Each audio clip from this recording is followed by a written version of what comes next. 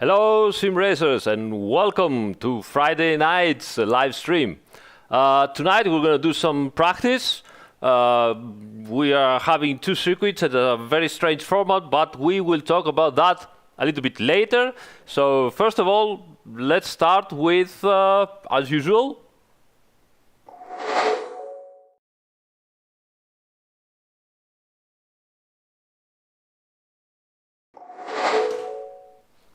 the news. Yeah, I completely messed up this time. Anyway, the news. So let's start with the news tonight. And what better way to start with the news? So first of all, hello everybody. Hope you can hear me nicely and everything's going well on the chat. I can already see everybody there. Right, so let's start with the news. So first things first. I mean, obviously, what could I say more? Did you saw that? Did you saw that? All right, so 2020 is not over, and but we still have some good news for you guys. We've been working on that in complete secrecy. Somebody might have, learned, but there was no indication actually from us. And it was really, really hard because, as you know, full pandemic everywhere, lockdown. So we really tried really hard to keep it as secret as possible, both because we wanted to do the surprise, but also because, honestly, we didn't know if we would be able to make it. And, of course, as you know, Imola, all the 2020 liveries of the cars, Mercedes Evo, Ferrari Evo. We obviously simulating the new DHE tire, so completely new tire. We also have many extra new features, not many, but some very good features in the physics, so more improvements on that, other improvements everywhere. So, as usual, let's move the title forward. All right, so let's move ahead. So this is it. You will learn more things. You will not learn those things from me. You will learn news about the 2020 DLC from the official channel of Assetto Corsa, as usual, and I will then give you details every time I can. So, 2020 DLC is coming to Assetto Corsa this month, November. All right. Okay, so let's move on. Second news for today. Right now, as we speak, the Ferrari Esports Series Hublot has just started. I think it is the grand final. They have race 1 and race 2. So if you are bored with my talking and just lapping around the track, this is the correct time to go and search on YouTube on the official Ferrari channels. All right, so just go to the official Ferrari channel and have a look at the grand final race at Spa with the Ferrari 488 challenge. So, I mean, what best you could do? I mean, the best drivers right here on Assetto Corsa 1, they are trying to win two races, race 1 and race 2, Ferrari Esports Series Hublot. All right? There you have it. Obviously, if you miss it for whatever reason, you can go back, or if you are watching this news in a different day, just go there and you will find the video to watch the races again. All right, so third news. SFR Italia also about to start. I think they have already started the third series from the GT3 championship. I think Grid 2 is now racing right now, so just search for SFR Italia at Facebook and you will find the Twitch channel, or go to Twitch and search for SFR Italia channel and you will find it too. Again, I remind you, those guys are sponsoring our Matley Miata to run eventually after the pandemic that 12 hours endurance race with the Miata in real life. Moving on. Driving Italia announced the Gran Turismo championship in 2021. They asked me to tell you about this now. So they are having an official esport by ACC Sport, which is the FIA Italian. And they are going to do it with Assetto Corsa Competizione on Driving Italia. There's a forum, there's a server Discord. So if you want to know more about this, just head on to Driving Italia and search for the Italian Championship Gran Turismo Esports 2021. Okay, next news. We have the 6 hours of Kent from Apex Online Racing. They are making 6 hours endurance racing with GT4 cars, so only GT4 cars, right? And the race is at 28th of November. It's another Saturday, as usual. 6 hours endurance. They are the sign-ups are open, and they will close the sign-ups on 20th of this month. So you still have time to go there, sign up, and possibly race. Lots of information again, so go to apexonlineracing.com, and if you go there, you will find the 6 hours of Kent. Again, highly recommended to participate in one of the races. Very, very good championship. Okay, next news, pretty interesting stuff. This is a 24-hour race at Suzuka. And it is made for 24 hours for Anna. Now, this is a charity event. It is for a little girl that is fighting a disease for 4 years. And if you search on Facebook, they have a dedicated page. So if you search on Facebook, 24 hours for Anna, you will find all the information. I mean, go there, get the information, help as you can, guys, or participate to the race. It's going to be a great event, and obviously you are doing something very, very nice. It's for on the 9th. Is it this? Yes, I think 9th of January. We will talk about this again later on. 24 hours of Suzuka, mixed category GT3 and GT4, so it's going to be a very, very interesting race to either participate, watch. Again, on this page from assetto-interteam.com, you will find all the information regarding how you can contribute or how you can participate on the race. Possibly, maybe I will be able to participate on that race myself. Here's hoping. Okay. Right, so another thing, let's calm down a little bit and cheer up. Chris Haye, you all know the guy, very, very cool guy. It's pretty it's pretty entertaining. He just made a video. His latest video is the worst corners in sim racing, and go there, have a look at the video. The guy is suffering to do this video. He really hates those corners. You can feel it. I mean, look at him. He's suffering doing this video. So at least, give him a virtual hug, put a like, and subscribe to his channel. He's very famous already, but if you haven't done so, obviously he's starting with Paul Ricard. But just go there and have a look at. Oh my God, why do I have to look this? So yeah, go there, and very, very entertaining video. So here's a nice video for you to have a look. Other interesting stuff. Race WB, Racers Without Borders, are doing Race WB International is doing this fantastic 12 hours endurance race at Spa, GT3 only. Okay, again, it's in memory of Steve Longley, a user from RWB International. And it is again a charity event for Mind. You might remember that we did another charity event for to support Mind. It is very important, and as I said, it's on November 21st, 12 hours of Spa. I will be racing. I will be racing with two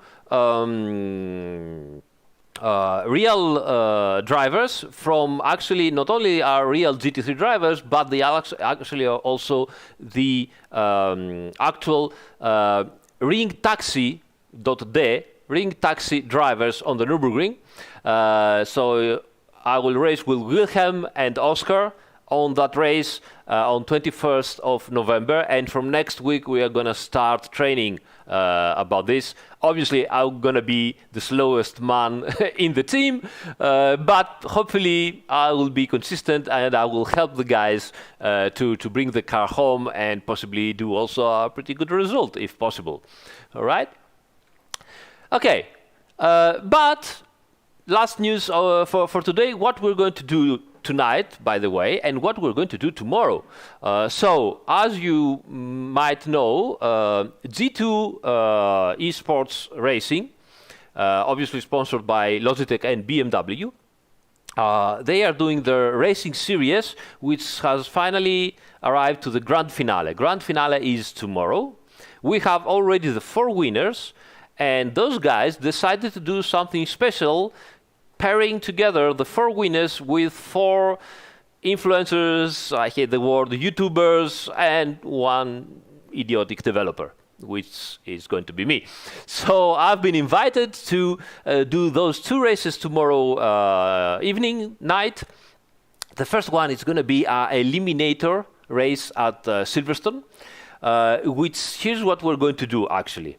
So practically, everybody starts with the GT4 cars, okay, and after 3 laps, okay, at the 4th lap or the 3rd lap, the last guy is getting eliminated from the race, and the first guy gets automatically 20 kilos of ballast, and we keep on like this until the race ends, okay.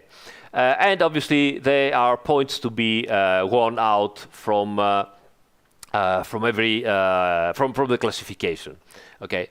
Once we have done that, we are moving to Nurburgring, where the winners are going to have the GT3 cars, and we, the guests, we are going to race with the GT4 cars. Now, they will let us do a lap before the GT3 cars, so that we start and the GT3 cars stop and wait for us. We do a full lap during the race, we overtake them, and then the GT3 cars start. Now, they are pairing us with so I will be a pair with another, with one of the winners. Okay, so 1 driver from the winners, and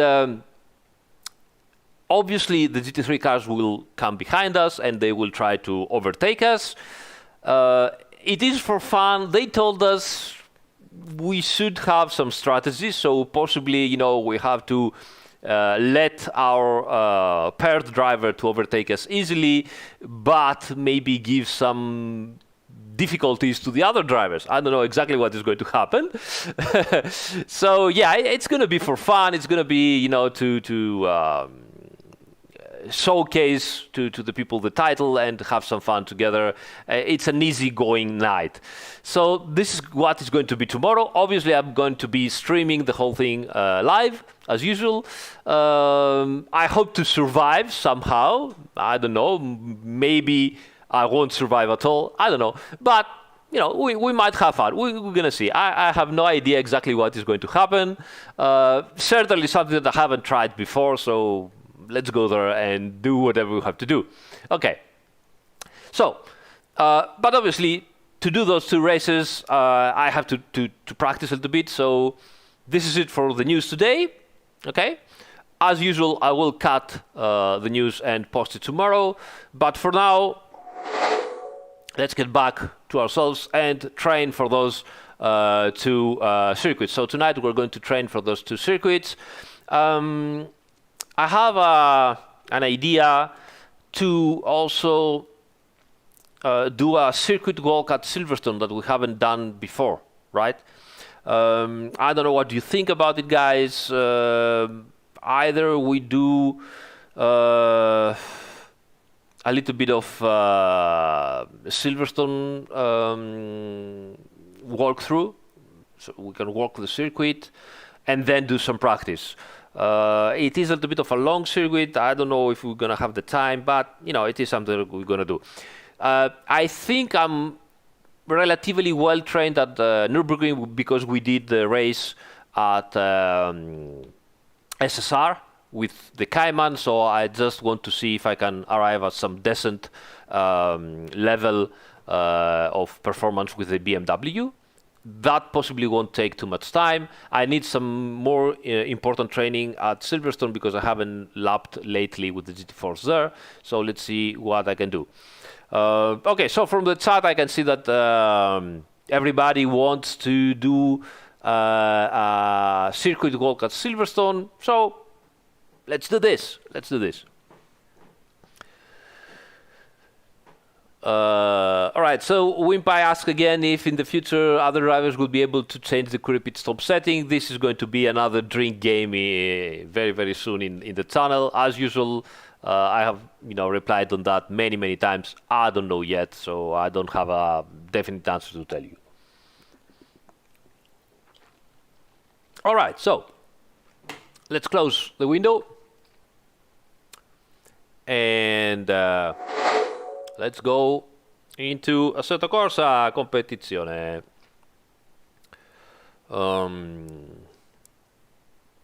Okay, so GT4, Assetto Corsa competizione, blah, blah, blah, blah, blah. Where am I? Silverstone, here it is, Silverstone. Practice, right? Oh, by the way, oh damn, I closed everything. Yeah, I've closed the window with the information because I wanted to see. I think it's 22 degrees, they said. Let me check for a minute the information for the race tomorrow. So Sim Racing GP, it's over there. Oh, come on. Right.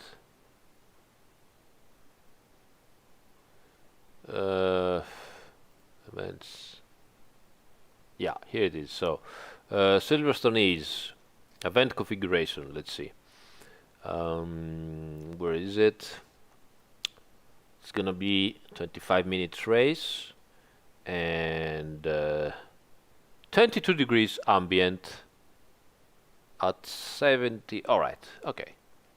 Okay, now we have the information, so let's put this at custom. Yeah, something like that, I don't know.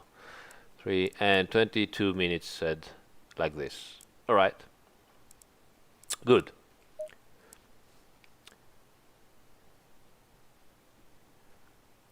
Raul, actually, one of the things that I'm really a little bit sad about it is that I haven't met my teammate yet for tomorrow. So I don't know who he. I mean, I know the name, but I don't know who he is. And it would have been fun, to exchange a couple of words together and see what we could do. But oh well, that's how it is. All right. Hey, Wimpy. No worries, Wimpy. That's why we have the community, and that's why we're here. Don't worry about it. He's a great guy. Well, that's very nice to know about that. I'm really glad about it. So hopefully he will forgive me for not being so fast, possibly, and not being able to help him a lot. But yeah, we can do our best shot and see what will happen. All right, let's pick something interesting. Oh, that's nice. All right. No, we won't do that right now because otherwise it's going to be very, very late. And how's the COVID situation? Yeah, we're fine. Thank you so much. It's okay, but it is in an ecstatic, curve right now. So it can really get really bad very, very soon. Already at some regions, not in our region right now, hospitals start to having issues. So it's difficult, and you know, dangerous, it's risky. That's why they're doing the lockdown practically, not because there are so many people, but because we are very fast arriving to a point that the hospital is going to have big problems. So this is it. But thank you for asking. Also, thank you, Brandon C, for the subscription. Okay, so for now, let's not take the aggressive setup. Yeah, John Smith, I've seen that. Sorry about that, mate. You know, we have to be patient. Just a year, we'll go away. Damn, 2020. All right, so let me do a lap. Low tire pressure. Stay clear of the curbs. So that we start. Sound game is too loud again. Why is this? Audio should have been normal. Why is it too loud?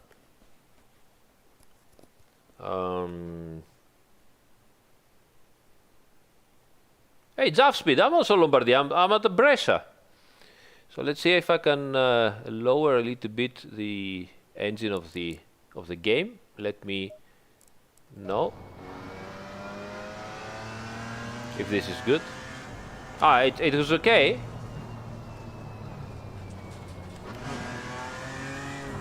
Okay, let me know if it's okay. If it's not, we can fix it. All right.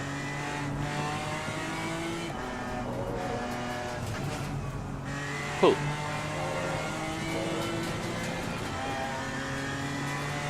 The M4 Rasp, yeah.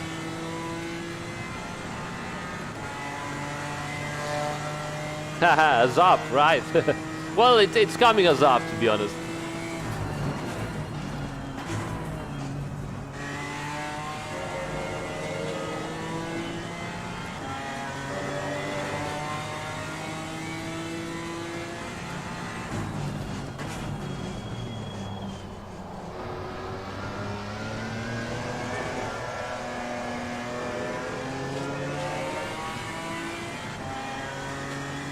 So I haven't practiced a lot, so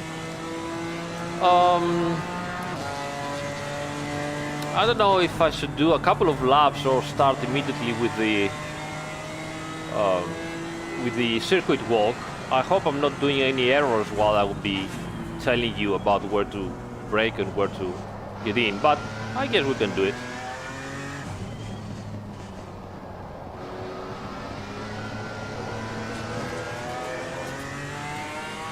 Ciao Francesco.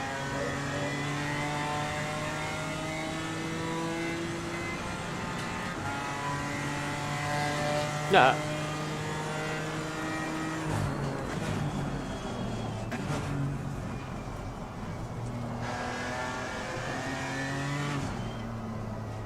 All right. Okay, so let's start. Oh, actually, I don't even have the mouse on. So let me see if I can have the mouse on at least. Yeah, here it is. And where is it? Like this? Okay. Let me know if you guys can see the mouse. If you cannot see the mouse, I will switch to. I think you cannot see the mouse yet. Let's see. No, not yet. Okay, let's see if now you can see the mouse. Give me a second.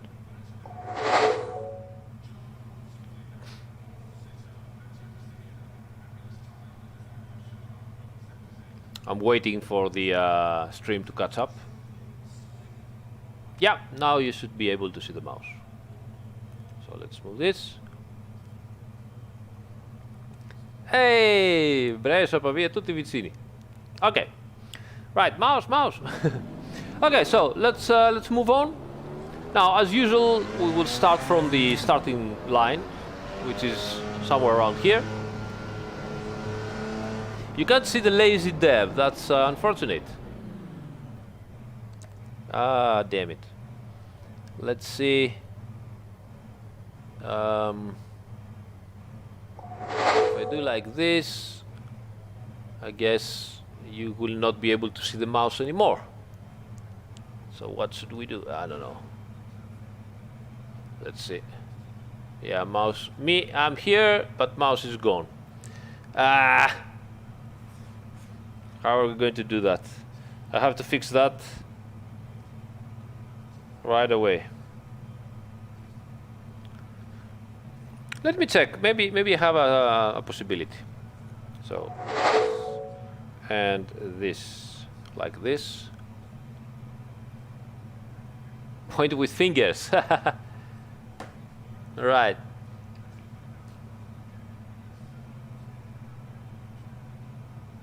Still nothing?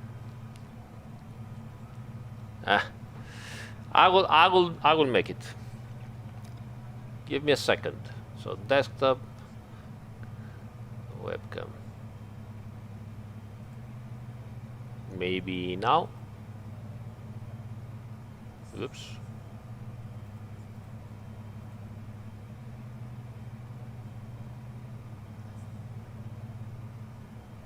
That's such a mess right now. Give me a second, guys.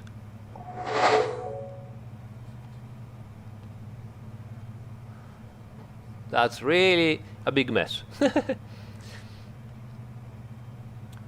So, right.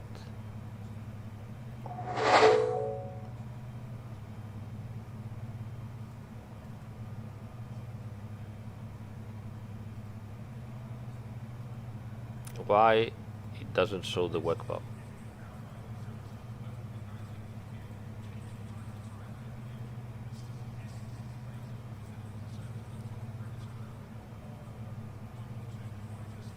I hate this stuff.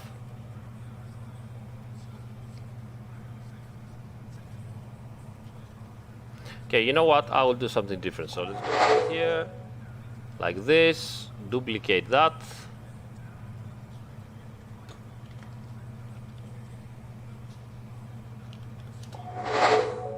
Like this. And instead of game capture, I'm gonna add a desktop capture. Where is it? Display capture, right. Okay.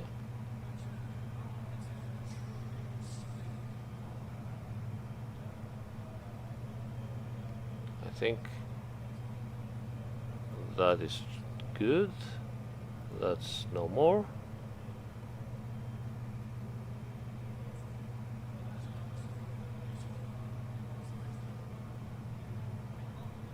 Ah, here it is. Ta-long.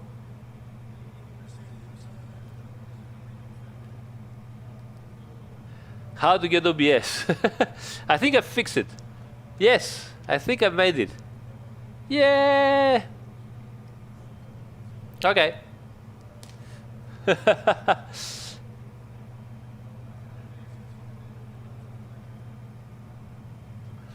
Okay. Practice forbidden. How practice forbidden, Niels? Come on, man. You're gonna demolish everybody, and you are from the influencers. You're gonna demolish everybody. You should be ashamed, and you should pass me the setup or something. All right. So, what are we doing here? Okay. So, yes, simple track walk. All right. Stay away from curbs. Straight line. Easy here. So I don't even remember where I have to start stopping, braking here. It should be somewhere before the 50 meters, I think. But I don't remember right now any actual. I think somewhere here is the reference point for the braking. But honestly, I don't remember here. So let's say somewhere before 50 meters, and then we can come back again and see when I will have some practice on the circuit. All right, so in we go. That's a tricky corner here because it goes a little bit, outside. You can see the camber of the road. It's becoming, instead of inside the turn, it's going outside. So it's very easy to end up wide and not get and not get the apex here. The apex should be somewhere in between this first sausage and the second sausage. So you don't want to go too early in, you want to go a little bit later, and then obviously get out as fast as possible. Again, tricky at the exit, because if you get, and you're gonna get, especially with this car, some understeer, it's easy to go very wide.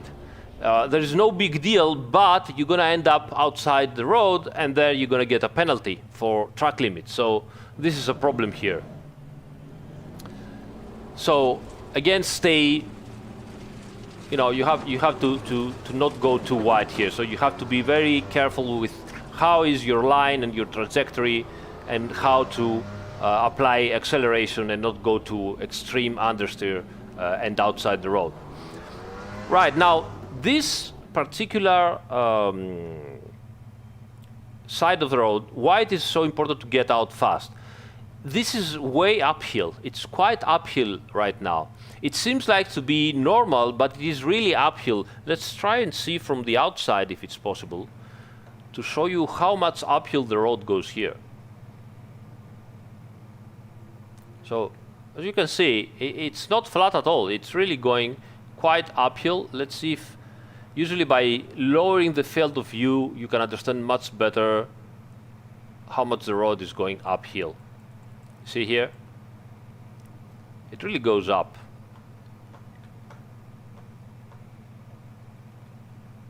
That's why. So it's important to get a good exit. Also because it seems like a small straight, but in reality, there is a lot of meters to go on. So go again on the right side. And while you are pretty much here, you need to start pointing into, oh my God, I've locked the mouse. That's very nice. Exactly what I needed right now. Jesus, okay.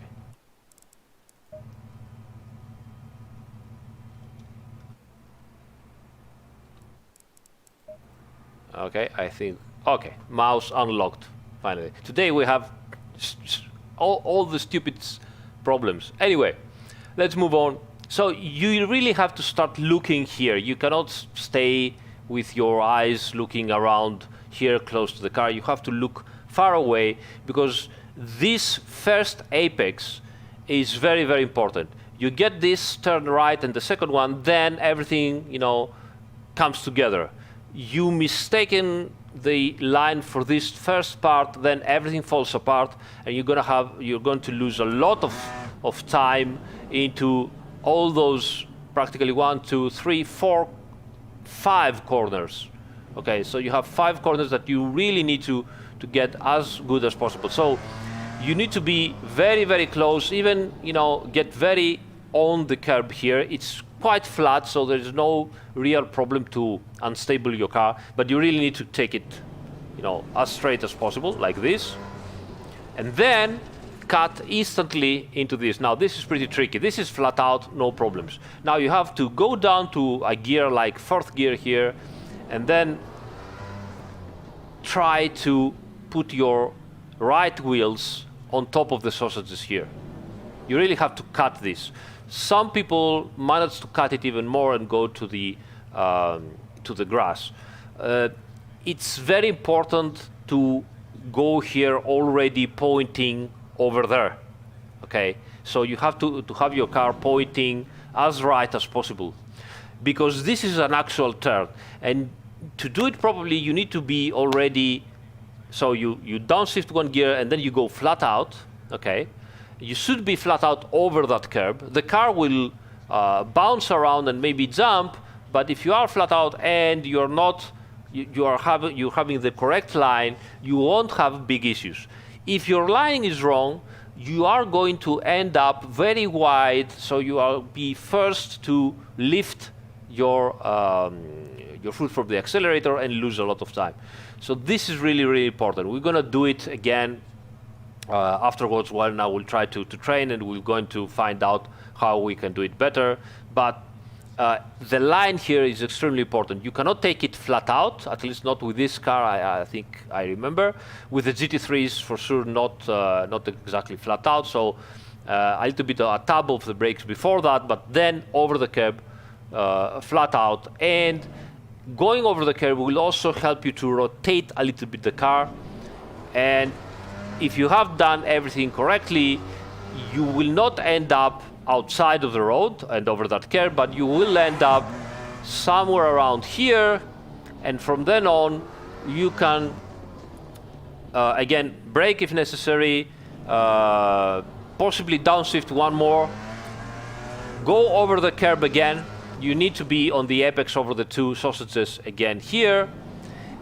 While all of that, some people arrive here quite fast and then end up very close to the next turn. But the next turn is the most important turn, this right-hander, in order to get the exit as good as possible.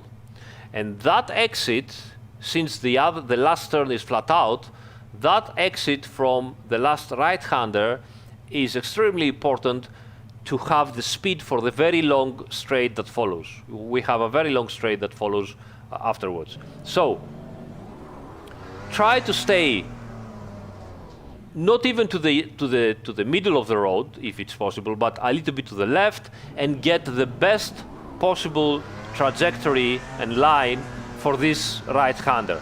Again, you're gonna need to use all the curb possible, so go up, okay? But being able to start accelerating over this curb as soon as possible, and with traction and correct line and everything, it is really, really important, because it will help you. As I said, the car will slide out wide here, for sure, but it's also very easy to slide out very wide and end up on the grass, and there you're gonna end up losing a lot of time, or you're gonna be forced to raise your foot. So it is very important to take the right-hander correctly and arrive here flat out, never lift your foot from the accelerator, and be able to do this last left-hander flat out and have as much starting speed as possible, because as you can see, we have a very, very long straight following. Very long straight, okay? Right, so very long straight.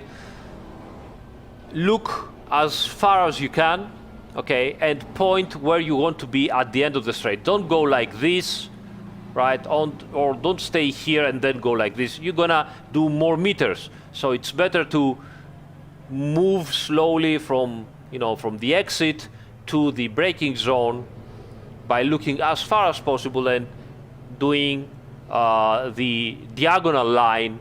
This will make you do less meters possible. Right, so we are arriving into this braking zone. At some point tomorrow, Brian, tomorrow is this race. At some point you're gonna see here the sand trap starts, okay, and somewhere after the sand trap you're gonna feel a little bit of a bump on the road. This is more or less before or after, depending on your level, where you want to start braking. Okay, there's a small bump. You're gonna feel it both in the graphics and possibly in the first feedback, and this is where you want to start braking. Alberto Garcia, thanks for the phone. Alberto Garcia, are you the guy that is supposed to race with me tomorrow? I think so. I think so. I don't remember exactly your name. Sorry about that, mate. I hope you are the guy. So, as we said, you need to brake there. Now, the line here is particular again. Don't go inside way too soon, because you're gonna end up need to brake a lot and scrub a lot of speed. So try to stay more or less to the middle of the road when the curb starts here, and then slowly go more inside. Help your line by accelerating and rotating the car with the accelerator here. A little bit of curb over here will help you rotate even more. this is once again a typical corner where you can start sliding either in understeer or way too much speed here and sliding with both four wheels, and you might end up very wide. If you end up very wide, you're going to get a penalty, or you will have to raise your foot from the accelerator and lose time. So again, once again, you need to have the perfect line and the perfect acceleration to end up somewhere around here and have the possible best exit. And again, look as far as possible, go to the diagonal for the next braking zone.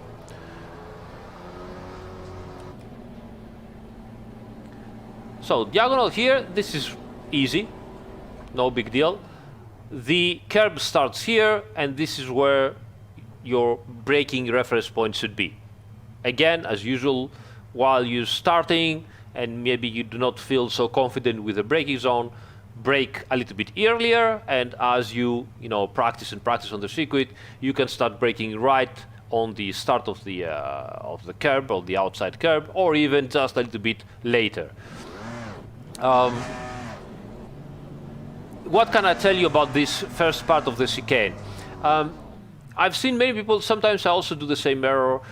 You see arriving this left-hander, and you are, going into some kind of anxiety and panic, and you brake way too hard and start turning while braking way too hard, and the car ends up having lots of understeer and ending up very, very wide here. So understeer in this turn is pretty common if you not do it properly.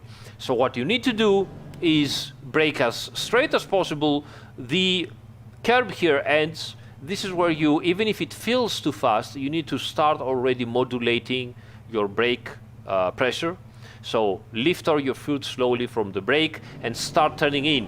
Don't, even if you feel that you're coming way too fast, don't just stomp on the brakes and think that the brakes are going to help you. Release the brakes, turn in, and you will see that the car will regain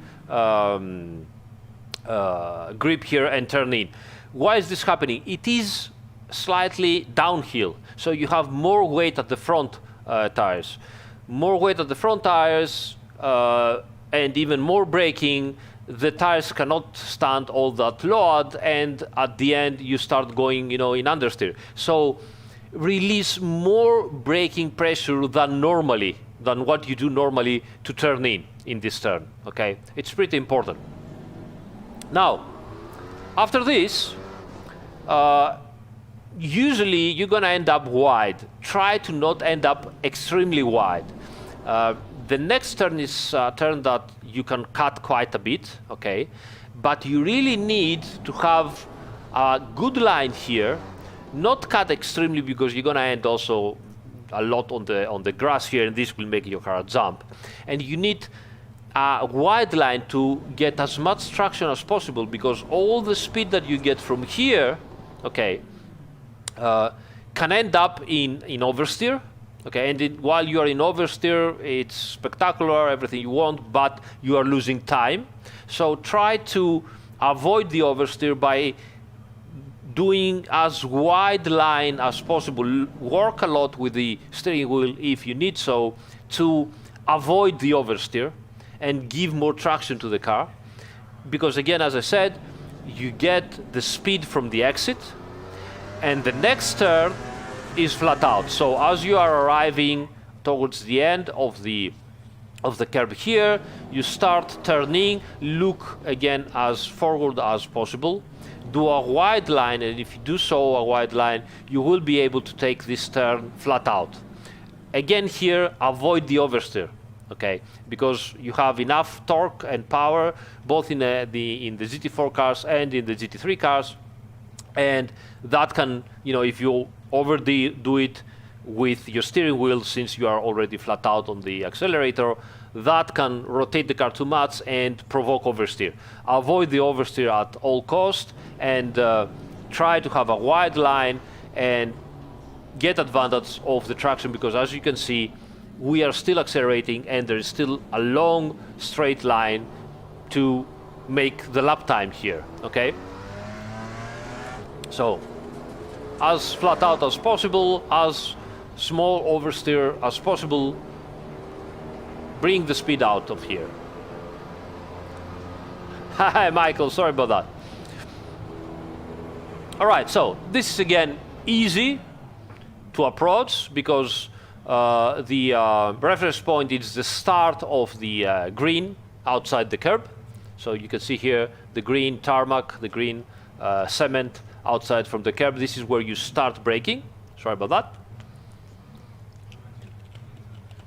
But the problem here is to manage to brake as little as possible, enter the turn as fast as possible, because this is a very fast turn. You can do it either in fourth or fifth gear, depending on the gear ratios of the car. Even with the GT4 cars, is very, very fast. And you really need to be on the accelerator as fast as possible. You will jump over here. The jump will help you rotate the car even more.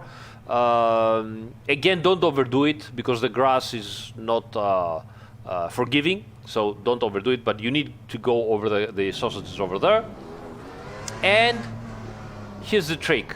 You will going to slide out wide here. Obviously, you shouldn't go over the grass here, and possibly you shouldn't even go over the curb. You should manage to be somewhere around here, or even more to, I mean, if you manage to be more to the right than here, then that means you were way too slow at the turn before that. So possibly you want to ride a little bit the curb just before where we are right now, and then go outside from the curb again, and then having just a little bit of space extra to turn to the left. Why you need the space? You need the space because otherwise, if you are way too close here and over the curb, you won't have the space to do a proper line, and that will mean you will end up very, very wide, and you will be forced to release the accelerator to bring the car in.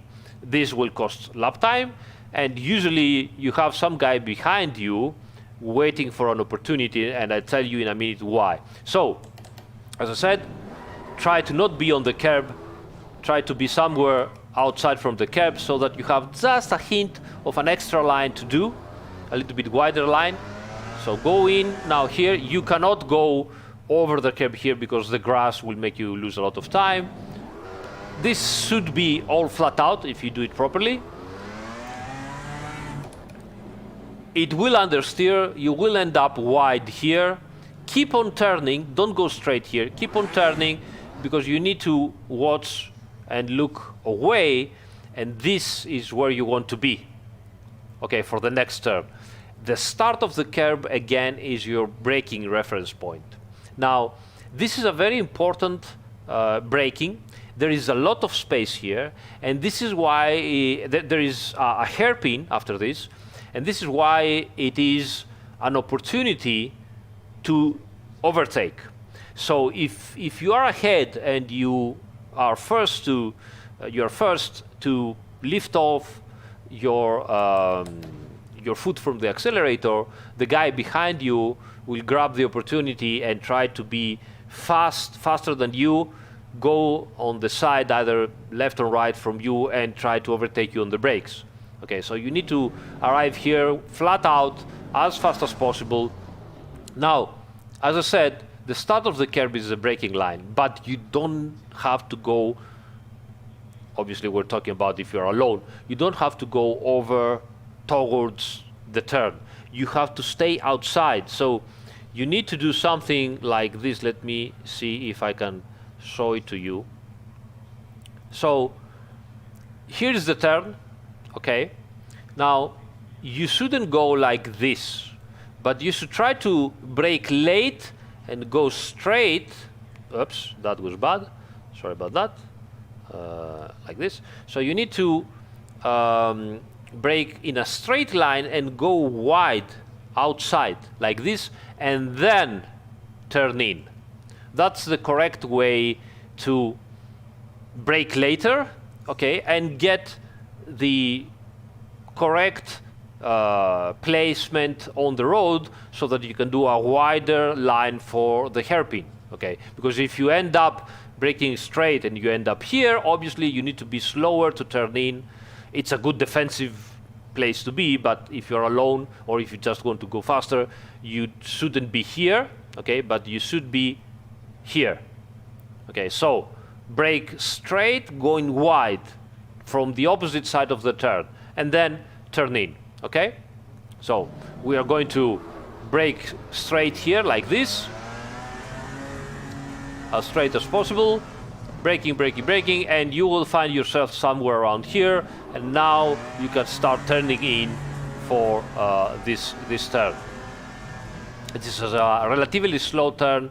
With the M4 you can probably take it in third gear, and also with some GT3s. It's a slow turn, but it's not the slowest turn of the circuit. The slowest turn of the circuit is right after that. Again, another overtaking opportunity, so be careful. Possibly you should go a little bit wide, but if another car is coming, stay here. If nobody is coming, go a little bit wide. You don't have enough space to go very wide here, so don't expect to try and stay somewhere here. It will be impossible, okay? Okay, so go a little bit wide. The starting of the end of the green tarmac here, and the start of the curb, the inside curb here, is again your reference point to start. This is a turn that you really want to try many times and do a late apex and try to accelerate as fast as possible. If you go in too soon and you accelerate here like that, you're gonna end up very wide, and you don't want that, because again we have a very long straight line with a flat out turn following. So you want to be able to do a somewhat later apex, okay, and find yourself rotated like this, and now maybe you can accelerate flat out, controlling the oversteer as much as possible, widening your steering input and your line. And from now on, if you have done everything correctly, you are going flat out.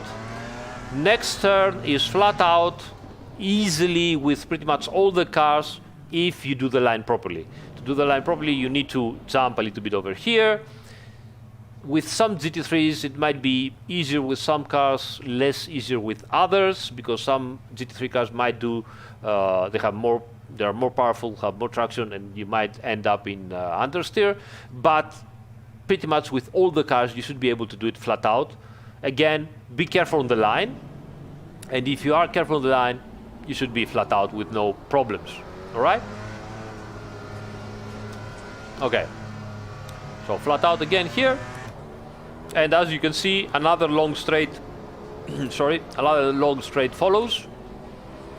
So this is why it is very important to do the slowest hairpin and get out of it as fast as possible, and accelerate as early as possible from the very slow hairpin. Right, now, very difficult and particular braking zone here.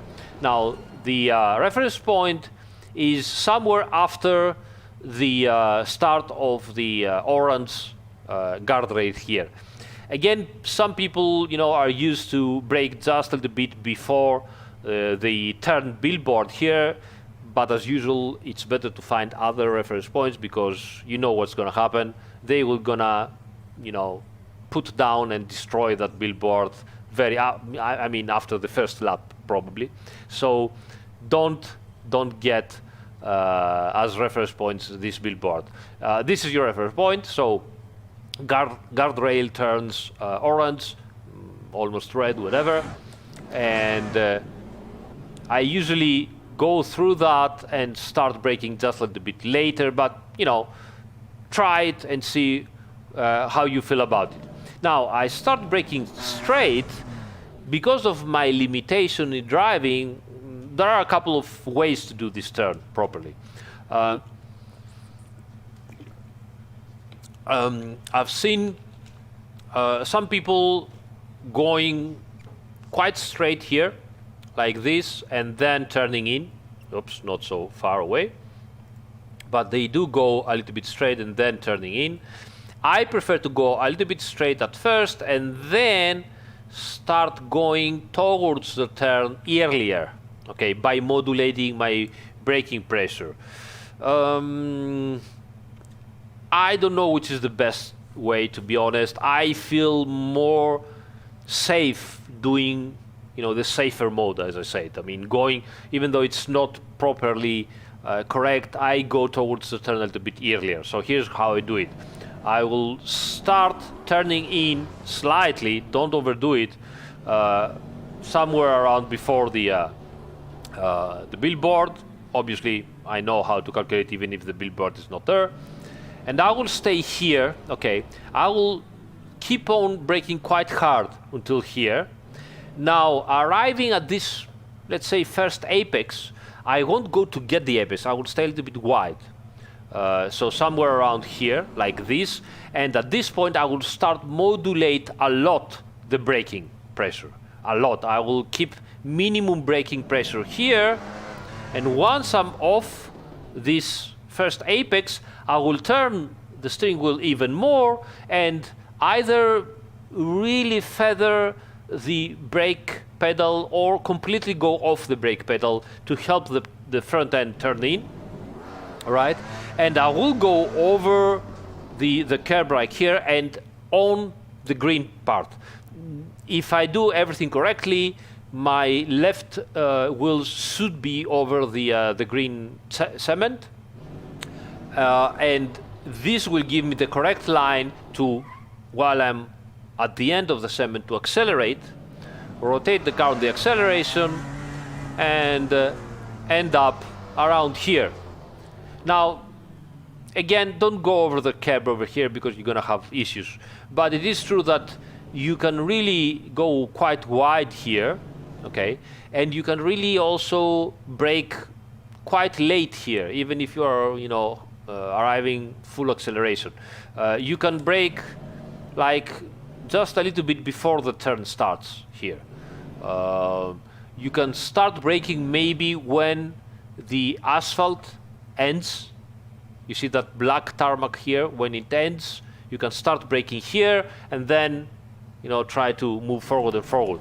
The later you brake, so if you brake earlier, you can do the whole turn very close to the curb if you want. But if you brake a little bit later, you can do two apexes. The first one is exactly where the turn starts, right? And then you will end up a little bit wide. Okay, don't push the car to go inside as possible. You will end a little bit wide, and somewhere after the second, I think, sausage, let's call it sausage, this rectangle here, somewhere around the third one, you can start accelerating and coming again inside, and this kind of line will permit you to accelerate harder with less oversteer into this turn. This is a third gear with M4 that has a very long gear ratios, second gear with most GT3 cars, and you have a lot of power and you can oversteer the car. So if you do this kind of line with the second apex, you can accelerate harder and control the oversteer or the traction control intervention better. Accelerate as good as possible. From now on, it's all flat out. People go as hard over that curb as possible to, gain half a meter or something.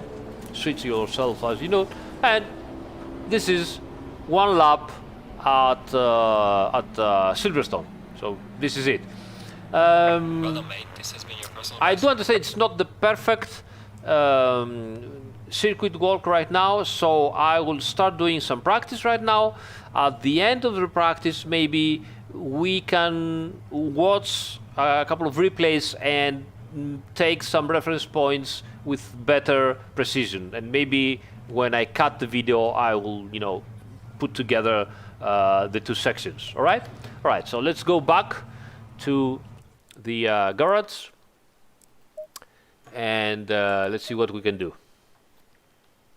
All right, so we'll start with our aggressive setup, and the first thing, as usual, that we have to do here. Let's go back to the video. First thing I need to do is fill the car and do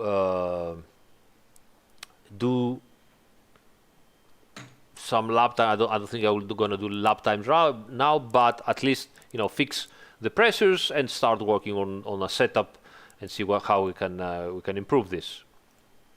Let me exit this. I don't need it anymore. Okay, right. Hey, it's Alfredo. ¿Cómo está? So how are we going, guys? Everything's good? I've lost you on the chat. Sorry about that. I don't know if someone talk about me and asked me something. I hope it goes a good enough circuit walk, but we will fix it later. All right.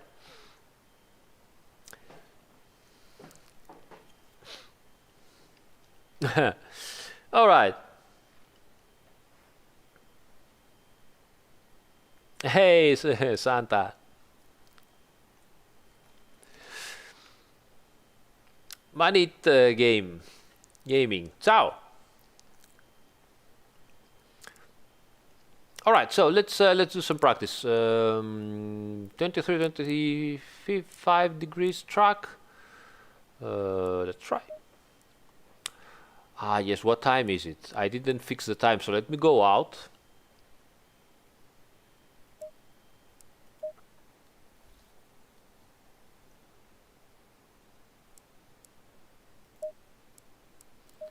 And it should be at somewhere around 15. Let me check the website. 3 o'clock. The qualification. Okay, so let's go for qualification. Let's go for qualification at 3 o'clock, right? Like that. Okay.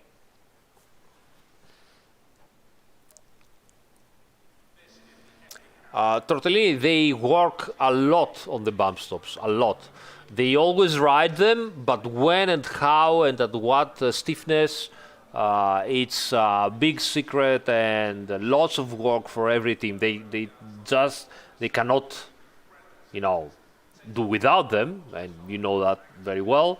But they try to use them as little as possible, because obviously the less you use them, the more mechanical grip you gain. But as good as much as possible, because they also give you some extra stability. They are hard on the curbs when you use bump stop. So it's really there's no clear answer on that. It's very, very difficult. But trying to use them at advanced level, less possible or softer, it's the correct thing to do.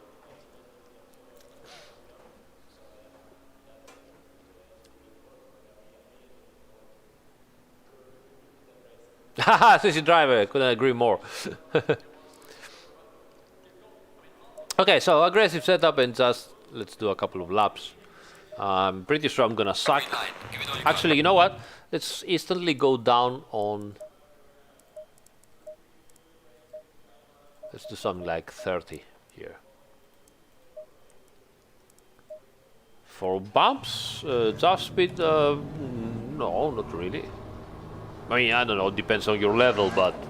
Low tire pressure, stay clear of the curves. Alright. I have a Fanatec V3 pedals.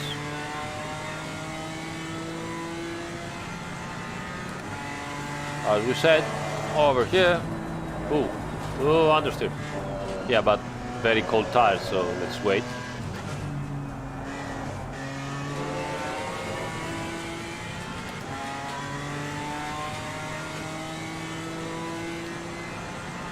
I mean, it helps a lot, Tortellini, obviously, it helps. But it depends if you know how to read it, because if you don't know how to read it, then it doesn't help, it confuses. I mean, I just released a video about that and why I don't use it on the channel. See, release the brake and oops, inside goes the nose.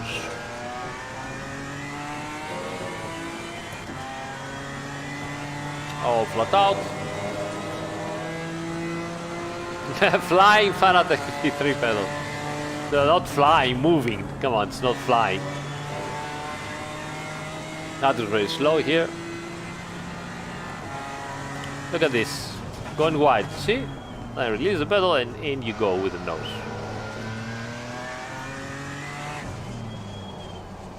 Oops, very late.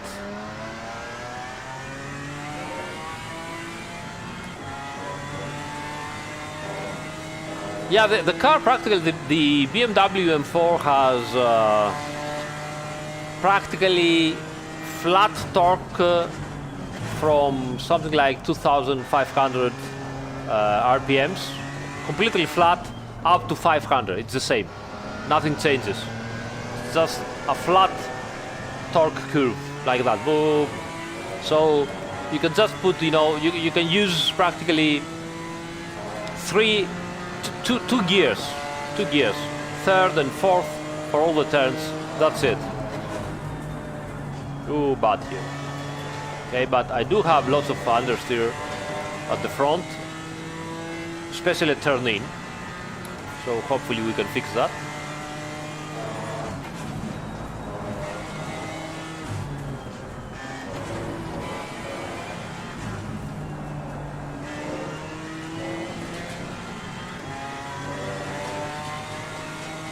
Second gear, I mean, it's like for starting. Brian, I cannot do a crossbow because I have to train with the BMW for tomorrow's race.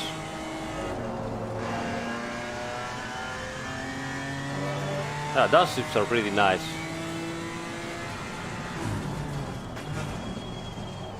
You see, release the brakes, in goes the nose. Go oversteer. You don't want that. You're losing time.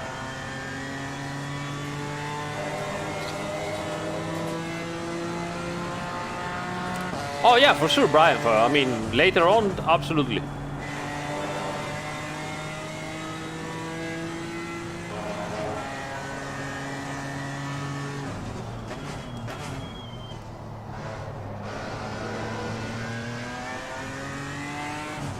Again, very late on the brakes. Have to brake sooner.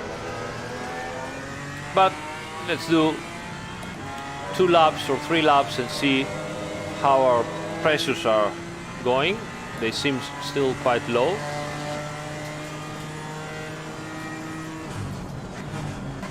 See, again, this is how I do it.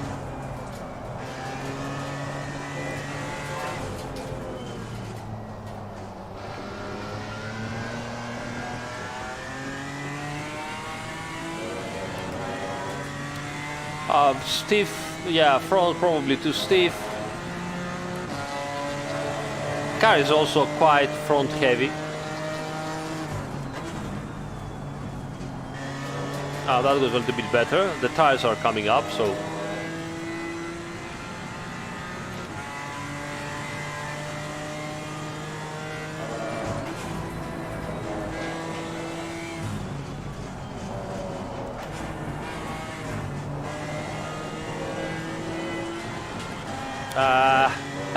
Almost. It is heavy, yeah. It's one of the heaviest. Great engine, but a little bit too heavy.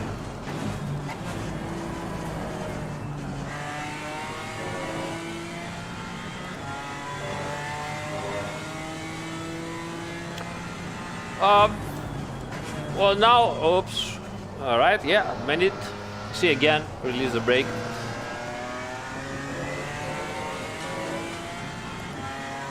So you're saying it's overheating, okay, it's slightly orange. It's not orange, it's light green, so it's fine, practically. Now, obviously, if it becomes orange or even, yellow or orange, it's overheating. But honestly, with some cars, in some situations, there's nothing you can do. So just try to have the pressures correctly and drive over it. Now that's better, too soon practically. But at least a better lap than before.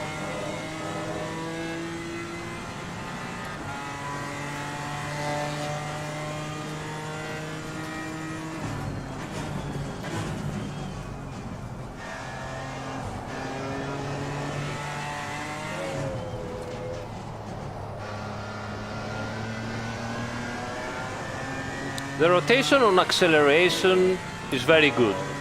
The problem is there is no rotation at all on coasting. 210. The fastest step so far. I think I suck. Big time. Tortellini, what lap times to do someone that is slower than you?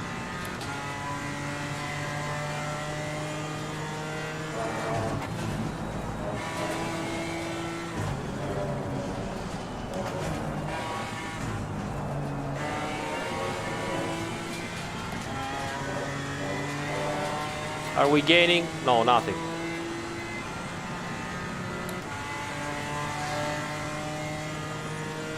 Madsen, it is, but you need to brake differently. Oh, yes. Just as I said it, I just went completely wide. 2.08 is super fast. That's good. So 2.3, 2.10, 2 minutes and 10. It's not that bad considering that we haven't touched either pressures or the setup at all. If I can do a 2.9, it could be interesting. The blister, I mean, those tires, the good thing about the Pirelli tires is that they do not really blister a lot. To have blistering, you have to keep them on orange or red for a long time, and you start seeing, the blister. But it's more easy to happen if you use the the wet tires in a drying track than practically will never probably happen in slick tires, whatever the situation. So don't worry about it a lot. They're really good tires in terms of how they deal with temperatures and everything.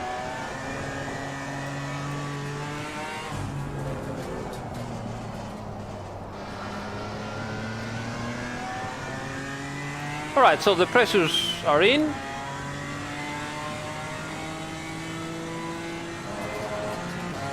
Well, yeah, Formula One, it's completely different. I mean, it doesn't make sense, obviously. Formula One are not only they do have different compounds, but we're talking about cars that have, I don't know, they're doing 5G in deceleration. So, what are we talking about?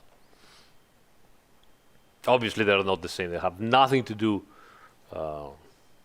wet tires on dry track. All right, so let's fix the pressure. So let's go 1 and then 21.2 here to go up to 27. Let's go 4 up here. And 1 psi here, up, like this. And 6 here. All right. Also, as I said, I have issues of understeering coast. So what we could do, mechanical, aero. Ooh, rear wing is high. Let's lower this and let's go up to 80 at the rear. This is not really to change the aero. As you know, in the GT4 cars, there's no real diffuser. There's nothing. It's just a splitter here and a decent wing, not even a big wing at the rear. So by changing the ride height at the GT4 cars, you do not alter the aero much. You do alter, though, the suspension geometry, and when you are putting the ride height higher, the roll center of the suspension geometry becomes more rigid, goes higher, and the suspension becomes more rigid, and that helps you rotate the car. So we will try this and see how it works. No, Marco, best PSI for GT4s are 27. 27, yeah, something 26.5, 27.5, something around there. Tortellini, lots of rake and high full wing buff. I don't know, honestly. Possibly people are fast despite the fact that they do this, but we can try it and see. Or maybe later we can try some medium wing something like that. Because the problem with the GT4s is that at some point, if you raise the rear wing a lot, you generate practically not much downforce, but a lot of drag. So it's not that you're gaining a lot, you know. So it pays to stay somewhere in the middle and or low. And yes, then at low you can go at higher rakes. Let's see what happens. All right, let's leave it like this for now and see what happens.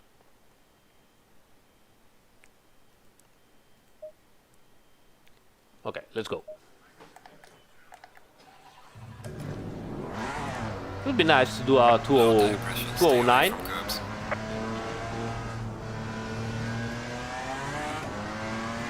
We will try it. And then we will limit the rear ride height.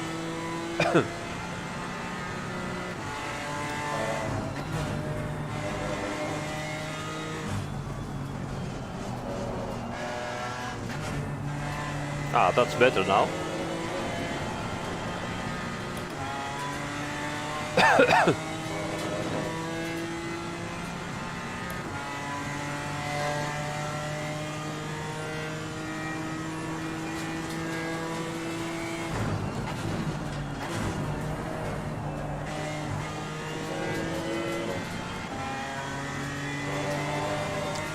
Then we will fix it if that's the case.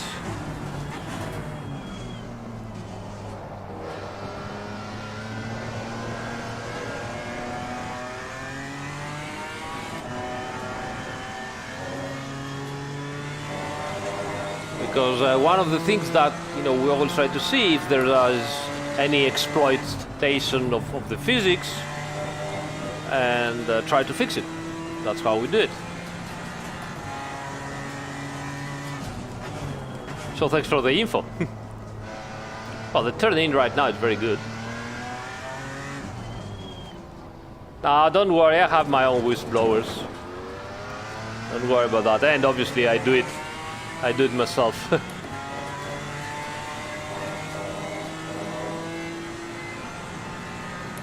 But otherwise, guys, I mean, simulation wouldn't go forward, We need to understand where is the problem and try to fix and improve it. Otherwise, it wouldn't be simulation. It would be something that is, all right, it's called simulation, it drives very nicely, it's very fun because, I don't know, we can drift GT3 cars or whatever, and we call it simulation, but that's not it. Simulation is having both, the correct data and having the car behave as in reality, both with the good things and with the bad things. So if a car has some issues, those issues should be there, Otherwise, it's just saying that's a sim that people, have fun. Oops, that was bad. And they like the feel, but has nothing to do with the reality. That's not simulation.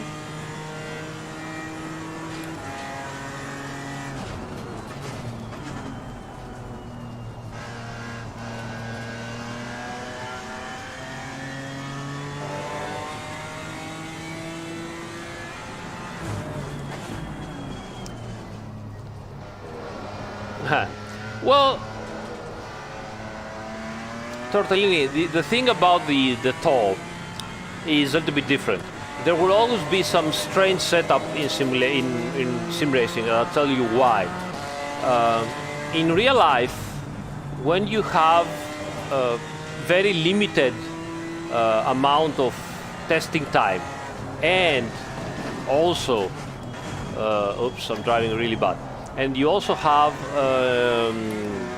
lots of money to pay if you do any damage. Both drivers and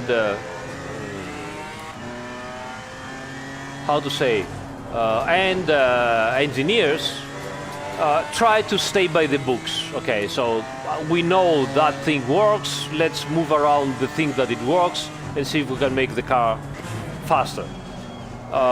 In sim racing, you have infinite amount of time, and no big deal if you crash. nothing happens. You just start another lap if you crash, right? So people can't find setups that in real life nobody would have thought of, and they work, right?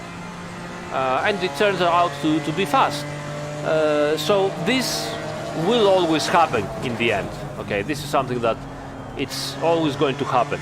So I am not really,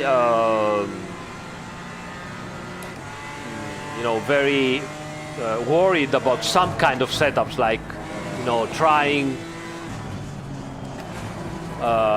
negative toe at some cars at the rear. I've seen it happening in real life, so it's always something like that. But if I see something that is extremely out of logic, then yes, there I will go and try to fix it.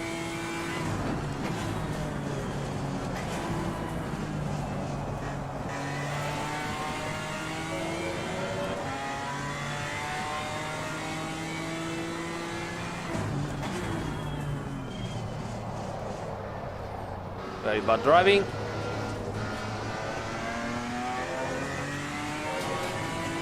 Reading the chat way too much.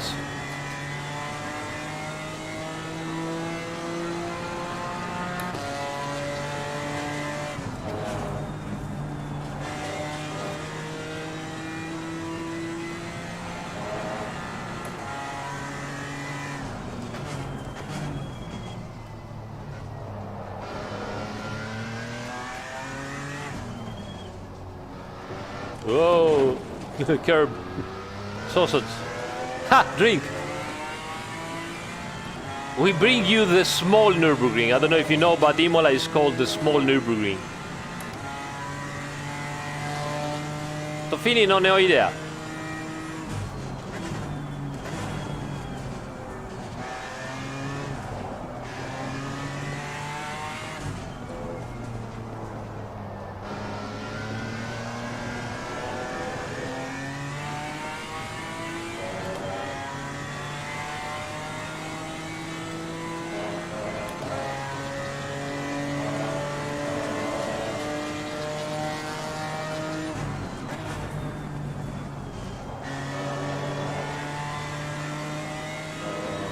Levi, you are giving way too little information to understand what is happening.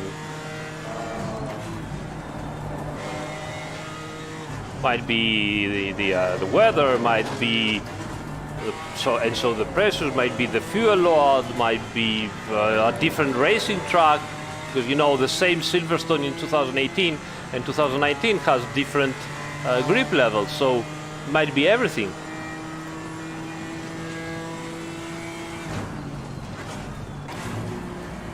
Oh, come on, do you want to turn into this turn or not? Terrible. A seconda la... Giovanni, hai guidato mai la M3, la M4? Il cambio è estremamente corto, usi solo la terza e la quarta. La seconda quasi mai, la prima mai, la prima arriva a 60 km all'ora. Perché queste macchine hanno il cambio stradale per omologazione e non lo possono cambiare.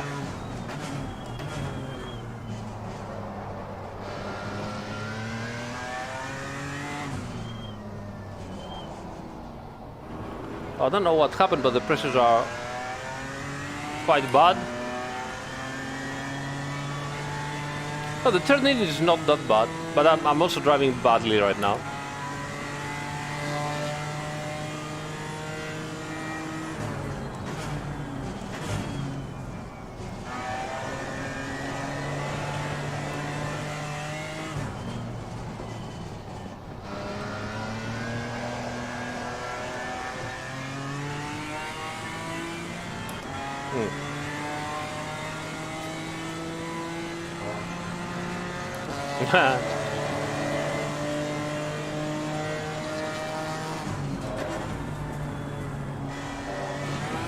Ooh.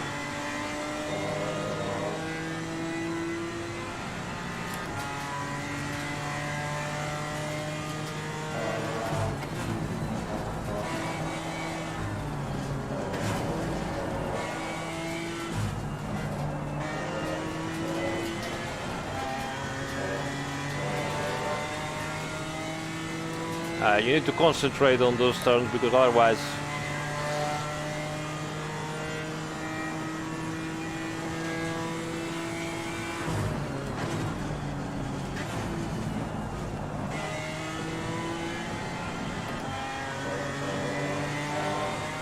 again not so good. Oh, come on! That was really bad. You saw what I did. Really bad. So don't do this.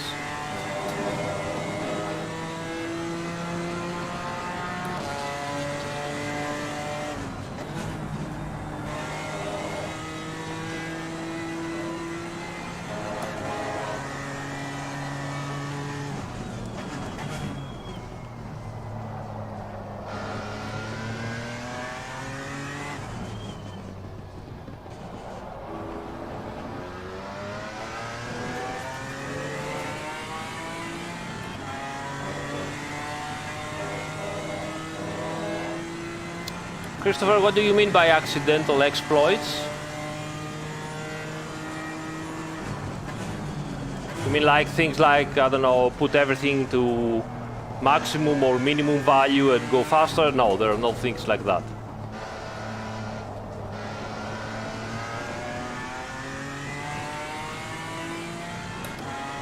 The Han, honestly, right now we couldn't even go to Manicure to make the track, so it's a really hard situation with the pandemic. So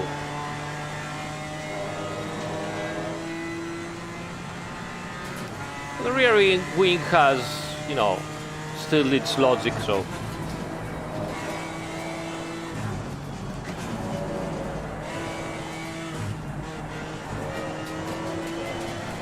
I turn off.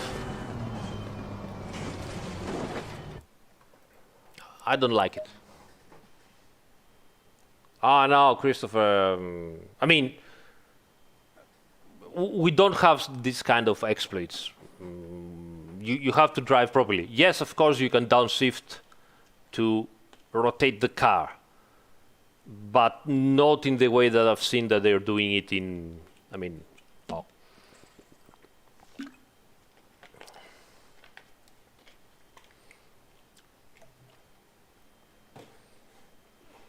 Kota is not part of the GT World Challenge. Maybe this year, but we started in 2018, so.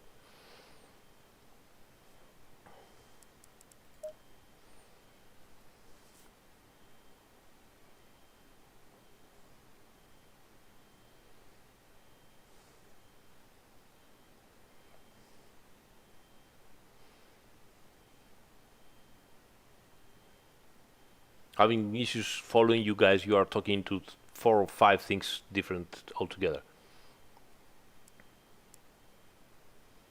Crop, we have Laguna Seca. Actually, we need to down something here by 3 and 4 because we have the left pressures too high at some turns and I don't like it. And maybe go up by 2 here and see what happens. It's not an exploit, Damjan. It's downshifting to use the brake engine to turn more, but it's not an exploitation. It's not like doing plop plop and it works really in a different way because this is I think what they're doing on the other title, but not Mirko.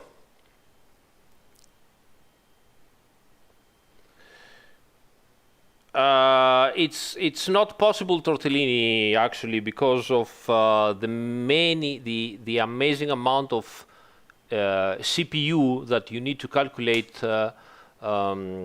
for collisions with the laser scan. There are so many there are millions of polygons, and at least for us, it's very difficult to calculate so many collisions with a proper under tray. So it's a problem.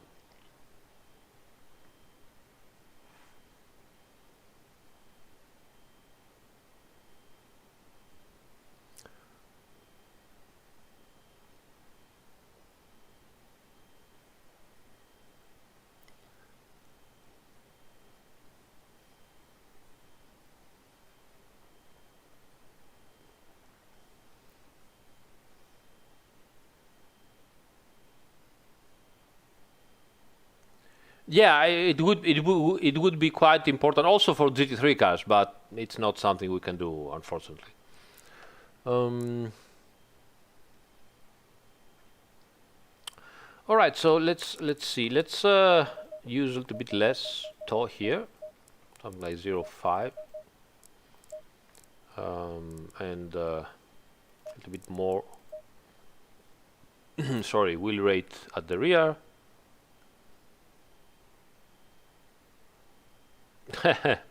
Well, it will always get. You know what is the problem, Tortellini? It's similar to the graphics. We are slowly arriving at a point that you cannot really do revolutions, okay, in terms of realism. As with the graphics, you cannot really do revolutions in the graphics. We have people that, you know, on YouTube and everywhere, that they see a new title and I watch the title and I'm like, you know, triple A games, right?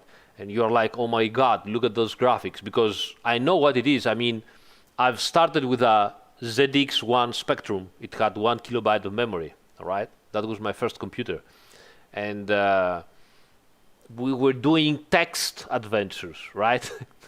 And then I've got the normal 48 Spectrum Plus, and it had eight colors, and you had 8-bit sprites, and the resolution was like 160 pixels by 240 pixels. That was the whole screen, right? The whole screen, something like that. And then we got, you know, better games, and we had Elite at the end. Now it's Elite Dangerous. Back in the era it was Elite, and it was practically 3 triangles, completely transparent, moving on the screen, and we were like, oh my God, it's so realistic now, right? And now we have all those graphics, and we're still going, oh my God. But for people that they are starting to play now, and they see those amazing graphics, and then a new game comes on and it has some extra improvements, they cannot really appreciate the game, the evolution. It's like, yeah, no big deal. I mean, I look at the evolution, I'm like, oh my God. But they are like, yeah, no big deal, because we have already arrived at such a high level of fidelity on the graphics that, I mean, obviously it's not a photograph yet, but we're getting closer and closer. So it's hard. And the same thing starts to happen with simulation, with the physics. The physics right now on the best titles out there, and at least for what I can say in a competition, it has become so complex that we are working on details here and then, here and then. You'll see, small preview. I have some extra surprises for the whole tire model, not just the new compound of Pirelli, but also the older one, which makes it even better. But they are small details. Some people might, you know, feel it and say nothing changed. Some people will say, oh, I can feel everything, so it's even better. But it's small steps right now. It's evolution. It's difficult to do a revolution. I mean, yes, of course, someday might have BMG damage without exploding, and with having, you know, 100 cars on multiplayer the same without problems. That would be great. That would be great, but right now it's impossible.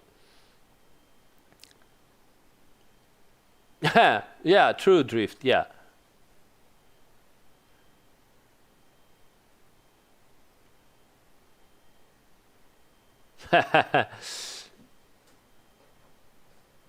No, Jump Speed, I cannot.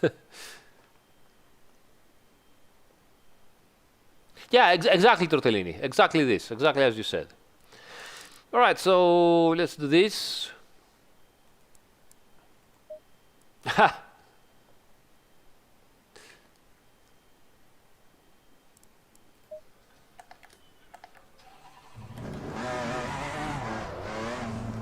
tire pressure. Stay clear of the curbs. Okay, let's try to do a couple of more of better laps. See if we can improve.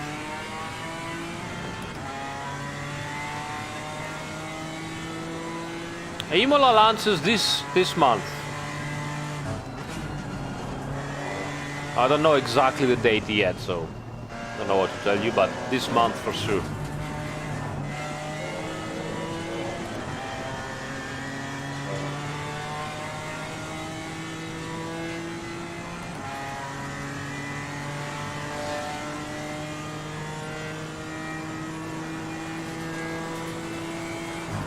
Thank you, Daisudori. Thank you so much, mate.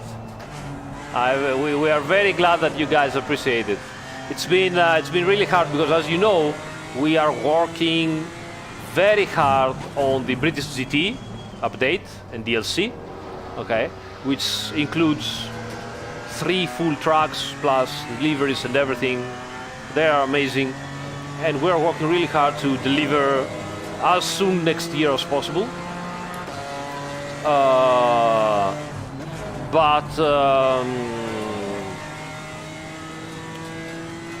Secretly, we were doing, Imola on top of that, and the 2020, and the new tire and everything, and all of that is on top of all the other work. So it has been really hard, to be honest. Hopefully you're gonna like it. Really curious to see your reaction and your feedback about whatever we have prepared for you. Yes, as usual, everything arrives at the console. I don't know the exact date of arrival because the console always things arrive later. But yes, of course, you can wait for it, and it will arrive at the console too.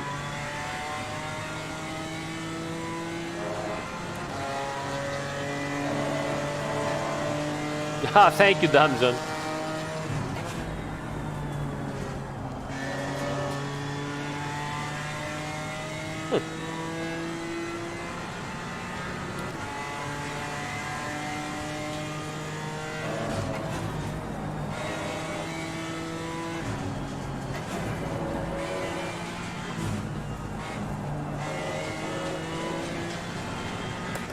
That wasn't that bad.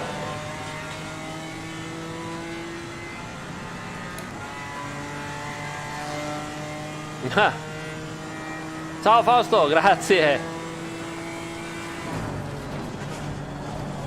I hate this corner. I mean, it's not fault of the corner, it's all me.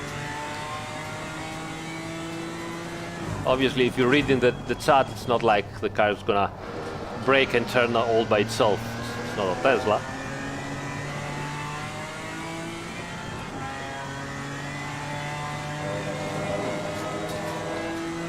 Yes, Crop.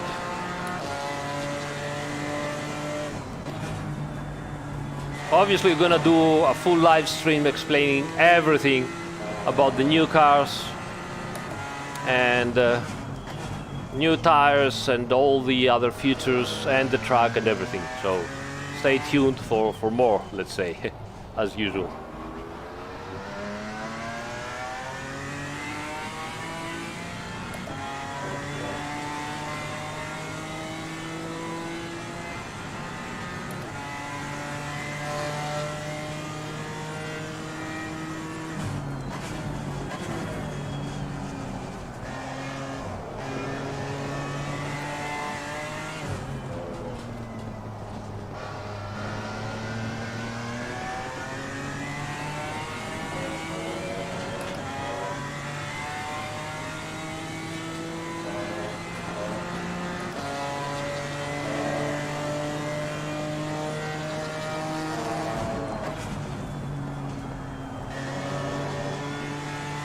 Slow, the exit.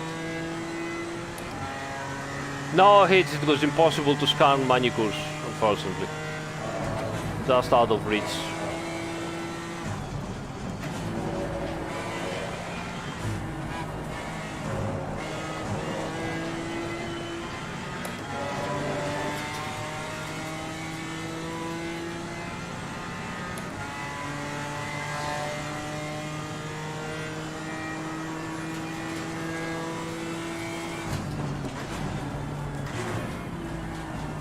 Oh, finally.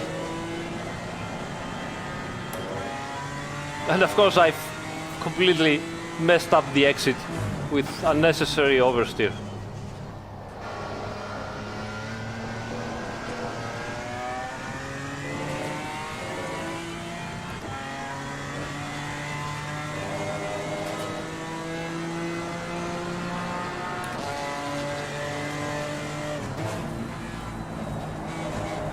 Come on!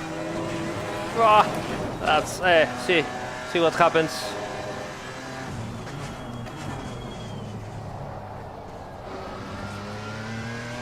Let's use second gear here. Bah. I'm really bad today. I'm so tired, guys. I know it's an excuse, but this time it's true.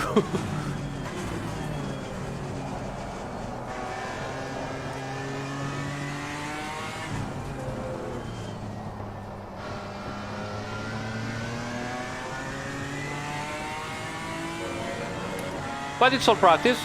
It will all come out tomorrow, so it's a good thing.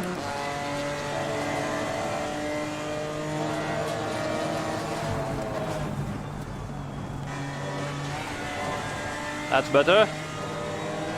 That was better, I think.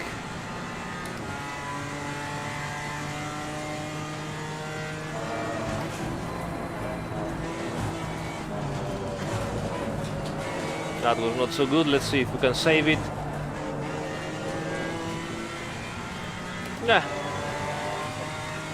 Almost. It was messy, but it was fast.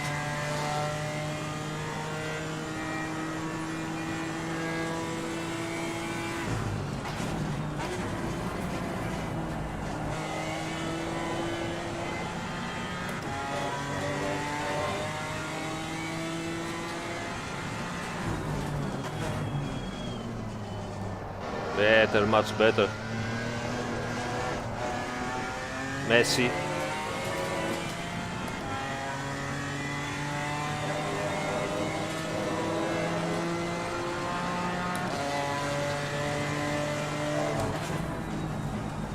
Messy again. Come on, turn. Fuck me. Jesus.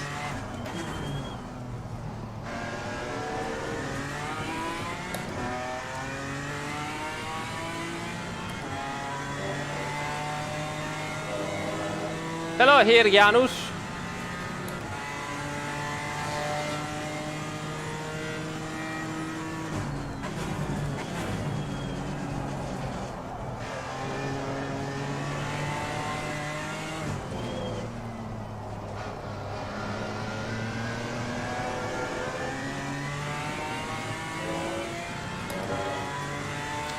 I have time. I'm starting to see where I have time now.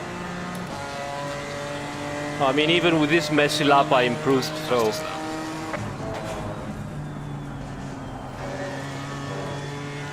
there is hope to see a 2 minutes 10 low.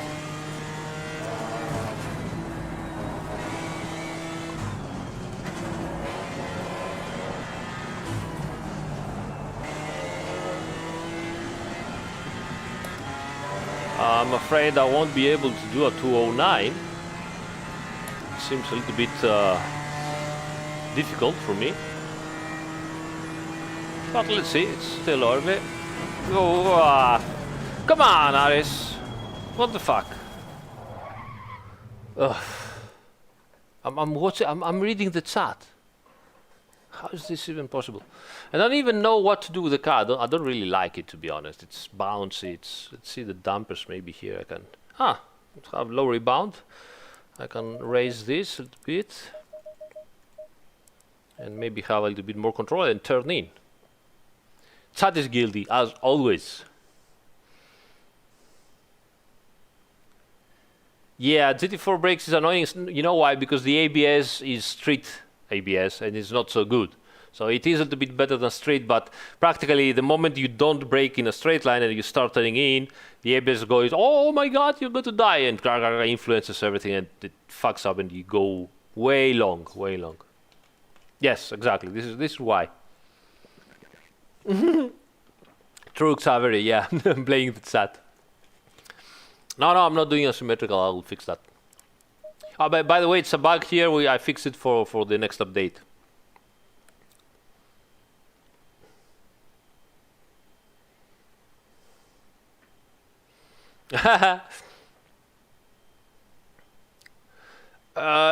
Yes, you can do that with the Aston. Unfortunately, we are already at ABS1 with the BMW, and there is no other level, so it's a bit of an issue. How are we doing here? I could use maybe 5 at the front and a little bit higher rear and see what happens. Yeah, let's see what happens.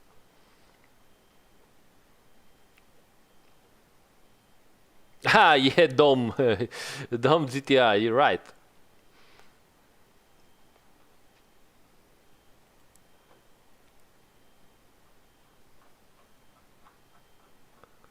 Okay. GT4 2020 season is not in the plans, at least not right now, not in the plans.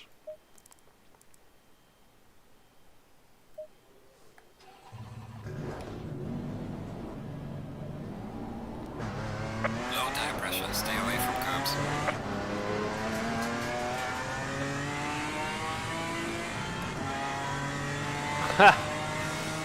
Ah, Captain Barracuda.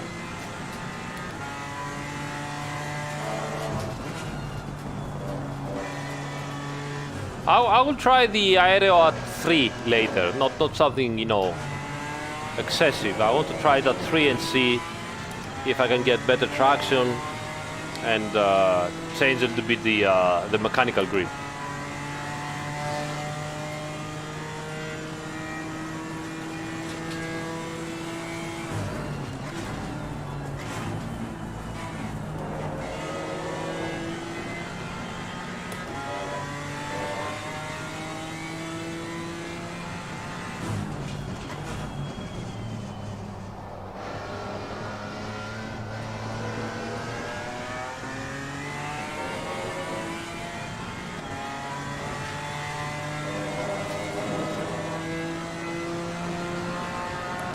Καλησπέρα Γιώργο.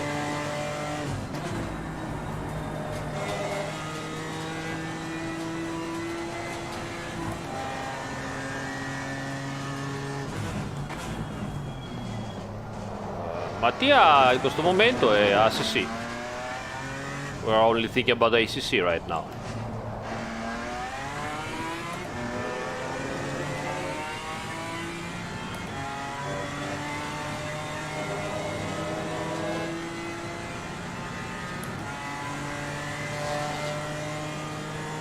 Nico, there is no aero balance for the GT4s because the cars are not really pitch sensitive, and so you would see the aero balance staying, you know, practically identical by changing the ride height, and that would confuse people, and they would start, you know, asking and wondering, and it would be such a mess.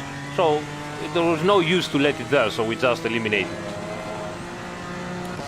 Sometimes on those cars, since they only have a big rear wing, you raise the rear and actually the aero balance goes farther back instead of front, you know, because simply the rear wing gains angle and gives more downforce.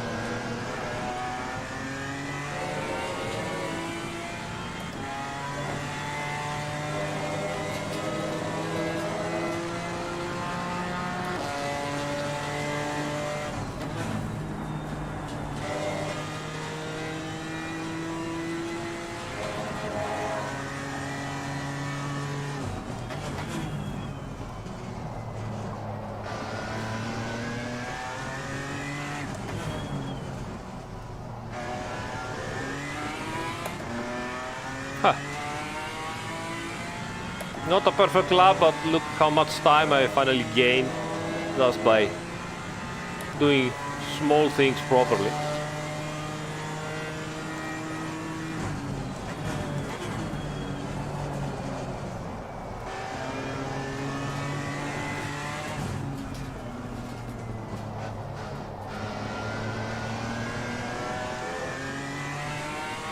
That will look good.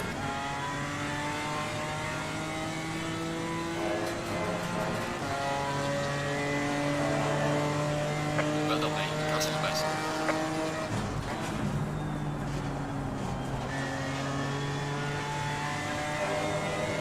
I think we're at 210 meets now.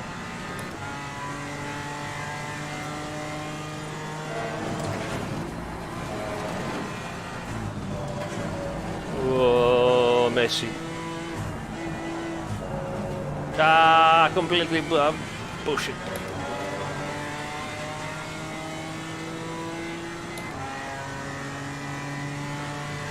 MRC Driving, c'ho un video in italiano con diversi step che puoi andare a vedere per capire cosa fanno anche le barre anteriori.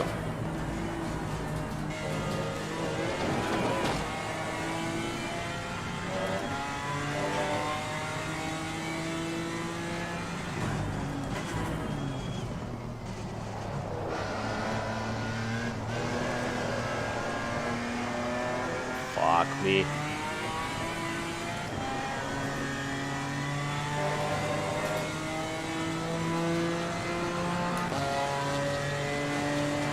Sorry, Tortellini, I didn't understand what you mean.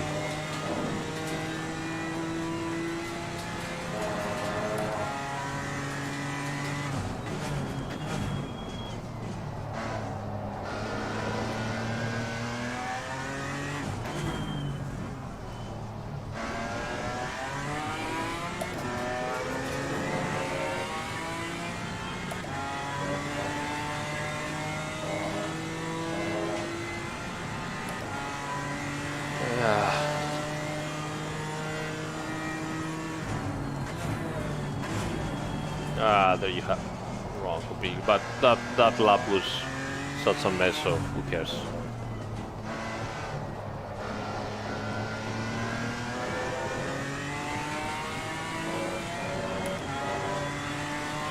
Figurati MRC. C'è la playlist ITA, lì troverai tutti i video in italiano.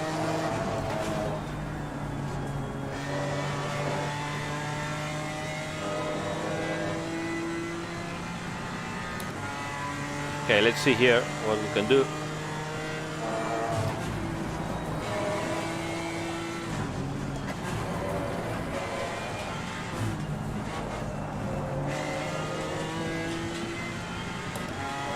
Oh, that's good, finally.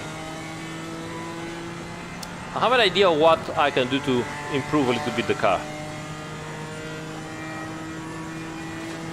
Hey, the hand, thanks, mate.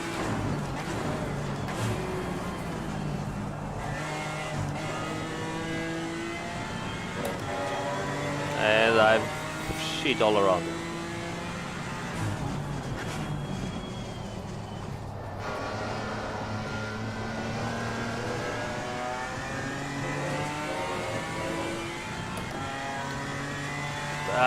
So bad in that turn.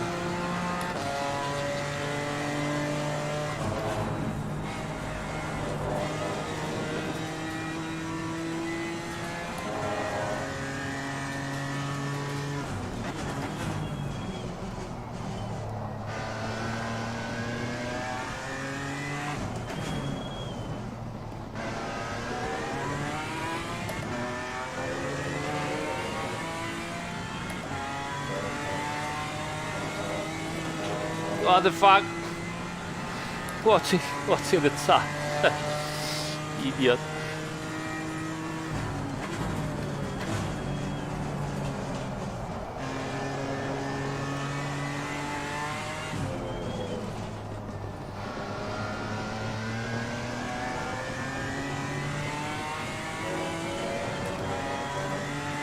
Okay, that's not gonna count, but at least it's 210 low, 210.1.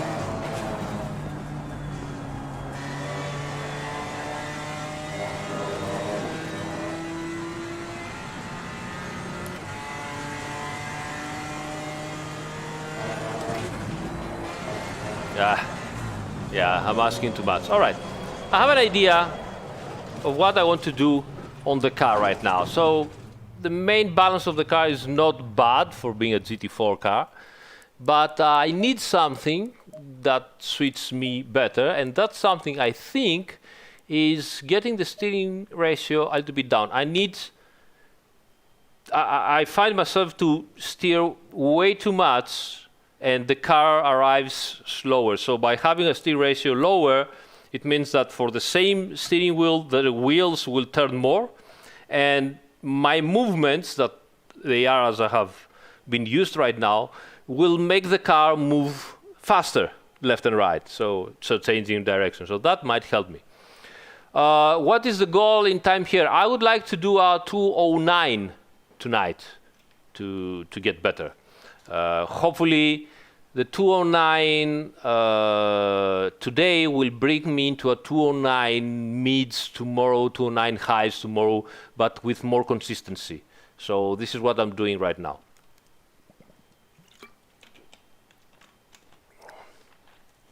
Let's see what Captain Barracuda, what the fuck, man? Let's see what Tortellini asked. Tortellini, high right height makes it stiffer. No, I've explained this, but I've explained this, you know where, I don't remember the video. There was a video where I'm explaining this also with the help of a website.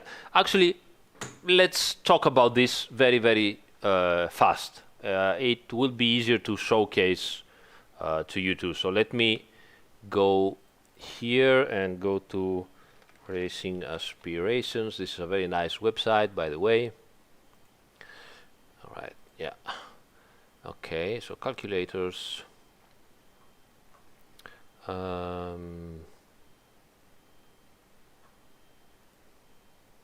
Okay, this is it.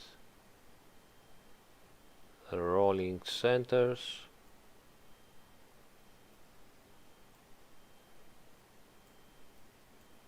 Okay.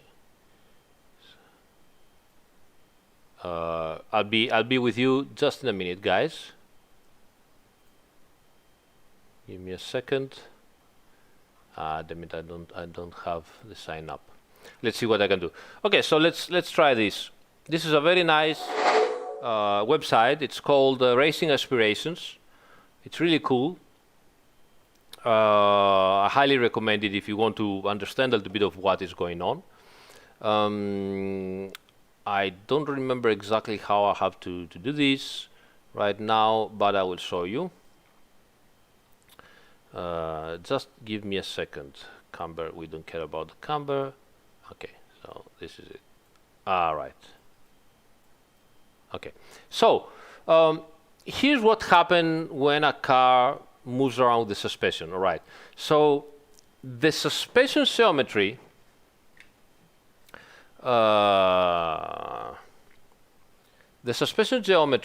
you can see here, right, creates what is called the roll center.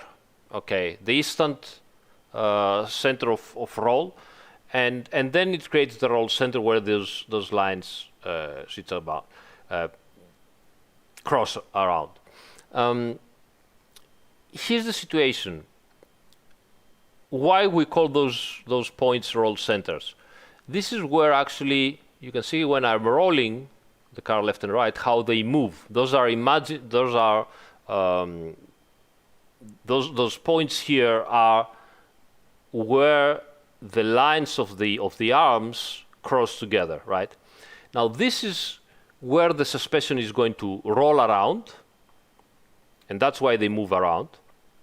But here's the deal: when I raise the car like this, you see I'm raising the car, you also see those raising up, and when I'm lowering the car, they also lower down. Okay. Now, why is this important? Because the forces when you are, turning, the forces are acting on the center of the gravity, okay? But the rolling of the car creates a lever between the center of the gravity and the rolling center. So the center where the car rolls. So the car, let's say, has a center here and starts rolling. What it rolls is the center of gravity, so it does this. Okay, let me show you. Okay, so imagine that this is the roll center, imaginary point. Okay, this is the center of gravity, and the car rolls like that. Okay, now obviously, if the center of gravity is here and the roll center is here, you have this kind of lever. So when I have some forces acting on the center of gravity, they can make the car roll easier or harder. Okay. Now, suppose that the roll center is here. Okay, so it's much closer to the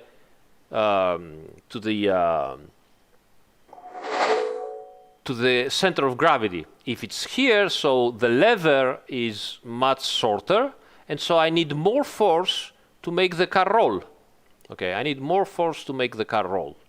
Okay, now how do you move the roll center? Well, it moves automatically when you lower and you raise the car, because the suspension arms change position. Okay, so you can see that when I'm raising the car height, the roll centers move up and they go closer to the center of gravity. Now, obviously, also the center of gravity goes up because I'm raising the right height. But in double arms, the roll center moves higher, and the movement is farther up than the center of gravity.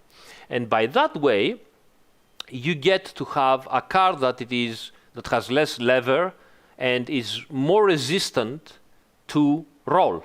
More resistant to roll means that the car is actually stiffer when you're turning. And not the car, we're talking just that axis. All right? So that's why when you're raising the rear end, for example, the car rotates more, not only in the aerodynamic cars, but also in the normal mechanical grip. Why? Because the rear end becomes stiffer to roll, and so it makes the car rotate faster, okay, and more. So obviously, if you lower the car, then you move the roll center farther down, and then you have a longer lever. Center of gravity here, rolling center here. It's easier to rotate to roll the car, and rolling the car more makes the roll resistance lower. The car is softer in terms of rolling. Softer rolling, it means that the load on the tires is slower, it arrives slowly, and you have more traction, more stability. Okay?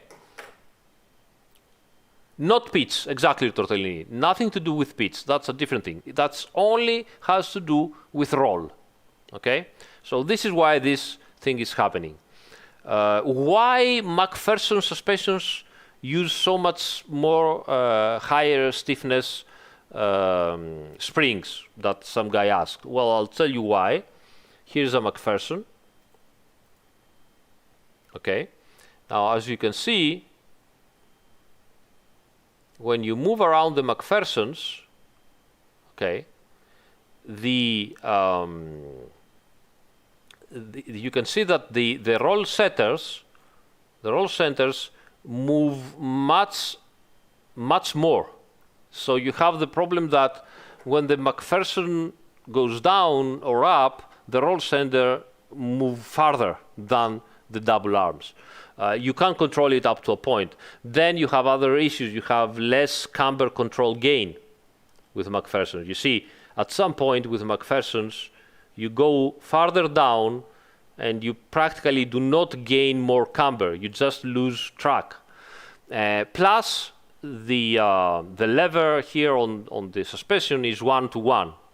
So you need higher stiffness to control the roll of the car and control the camber of the car. But I'm going way too fast here. This needs slower. I have a specific video. I don't remember where it is. I will link it up here. You see, when you will see that video, cut it out in too long, didn't watch.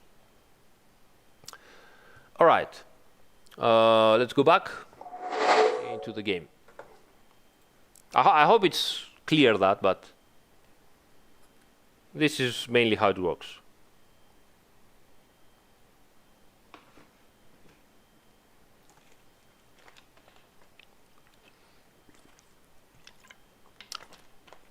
Here, Janus, the suspension travel up to a point, of course. Doesn't really have to change with right head. With the modern coilovers, you can move the whole suspension up and down, and the spring inside of the suspension doesn't get compressed or uncompressed. It moves together. Anyway, more practice.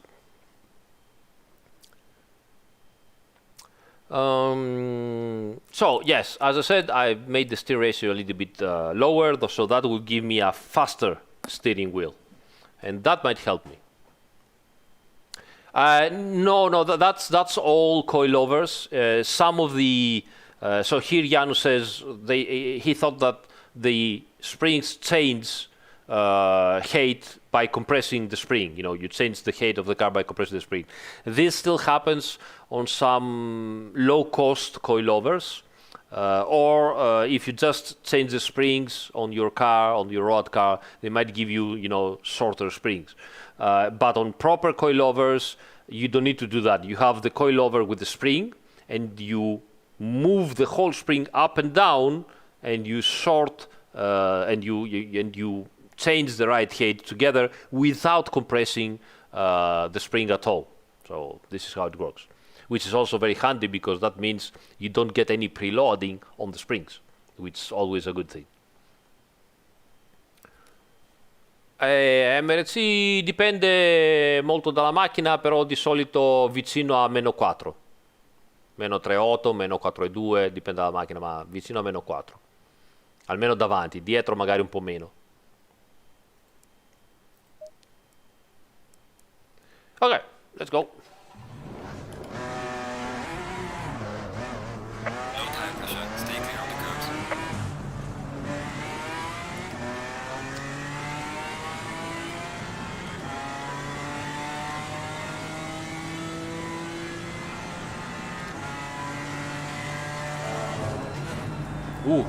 Oh, maybe too much. Maybe 14 is the correct number.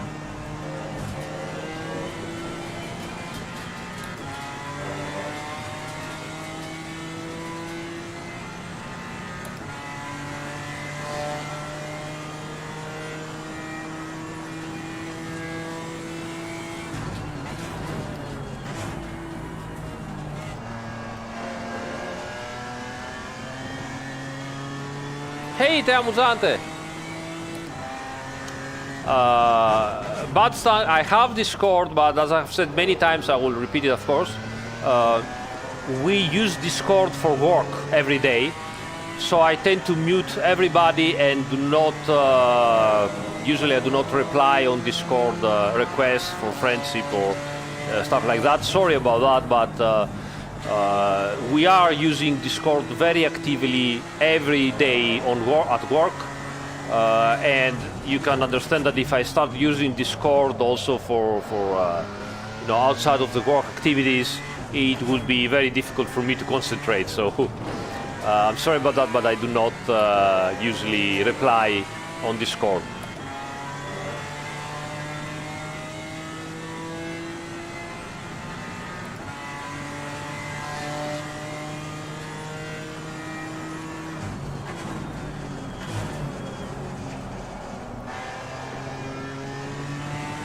Ah, Thea, yeah, we're almost there, almost there.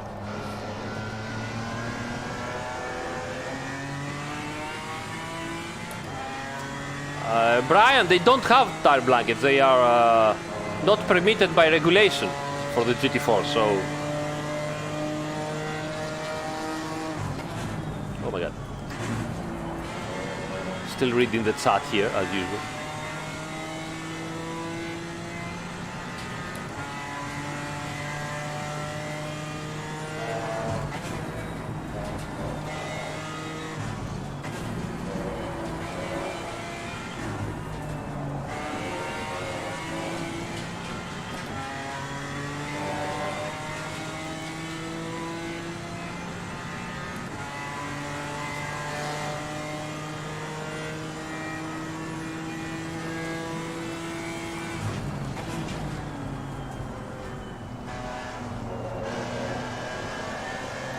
Way too much. Oh well.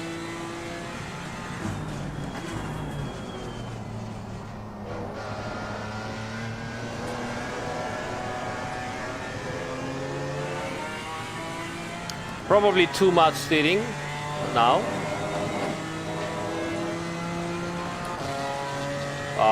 They are close to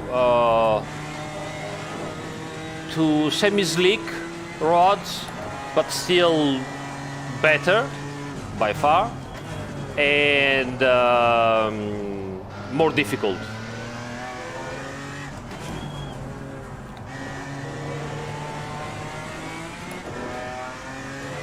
All right, so.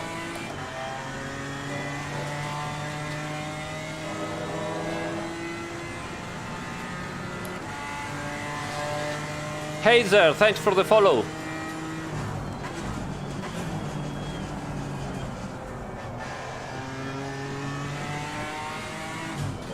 Yeah, the steering is definitely too fast right now for me. I'm used to use more steering.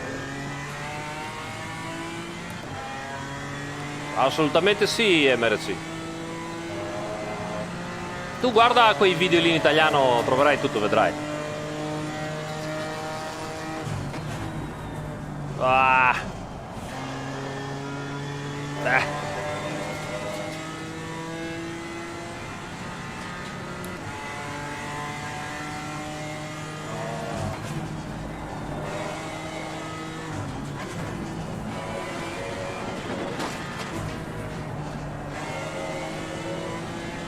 Need to pull more speed inside those turns. Thank you, Lucky. Lucky Luke.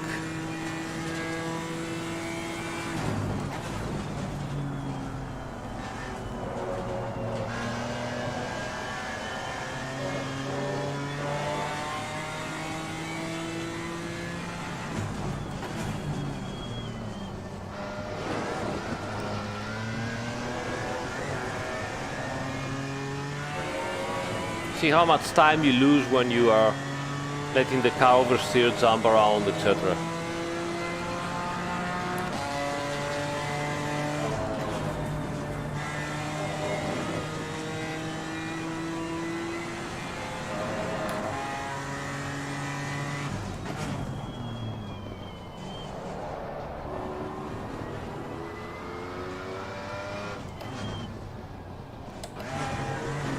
After reading the chat,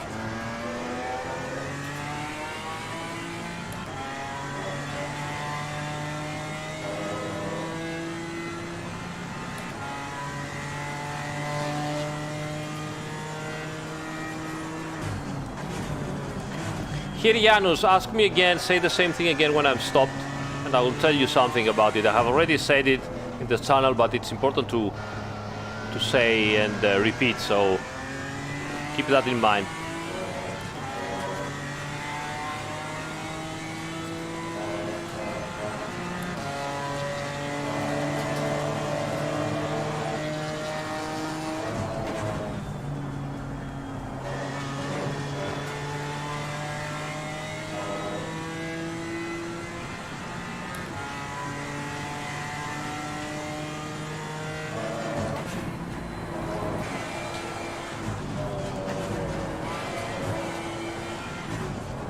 Oh, Dorito!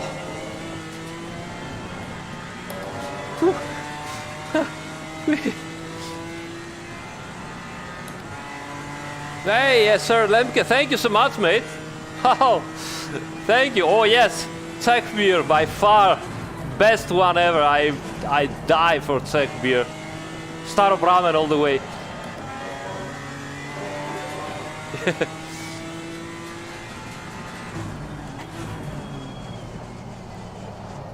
Ah, too much steering wheel. Let me go back.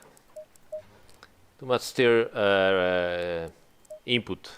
So 13 is too much, 15 is too low, 14 should be the perfect one for me.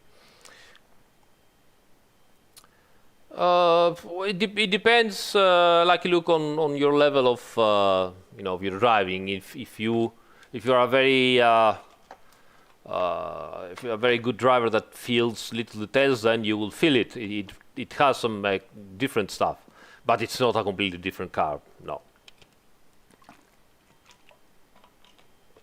Tire pressure is quite low. Where? When it's hot, it's 27.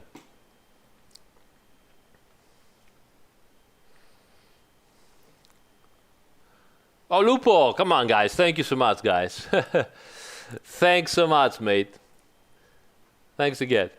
Definitely it's gonna be beer. Here, Janusz, about the tire grip. Yeah, all right, yes. Let's talk about this for a minute while we watch a nice replay. Somewhere around here. Okay, so tire grip. This is one of the things that it's so hard to understand in sim racing, while it's so prominent in real life. This is one of the biggest differences. So in sim racing, you have, let's start from real life. So do you know, guys, how much lateral Z your typical street car does in the normal asphalt? So you go inside the roundabout and you go as fast as you can inside the roundabout, but you know, proper limit, not yes, I went there and last thing before I stomped on the brakes I saw 80 kilometers, so I did it at 80 kilometers. No, you're doing it at 50 kilometers. So let's see what a good car, okay, a sporty good car does in normal in good normal street tires. You are doing maximum 0.95 Gs, 0.95. All right, this is what you do, honestly, and it feels like, you know, wow, that's quite a force. And if you go from street tires, good street tires, to semi-slick, and you hit them on properly, and you do the same turn, you go up from 0.95 to something like 0.98, and I'm not talking about the peak. All right, I'm talking about sustained, stable G. So let's say that you have a skid pad and you keep going round and around and around, stable. This is what you do. So you go from 0.95 to 0.98.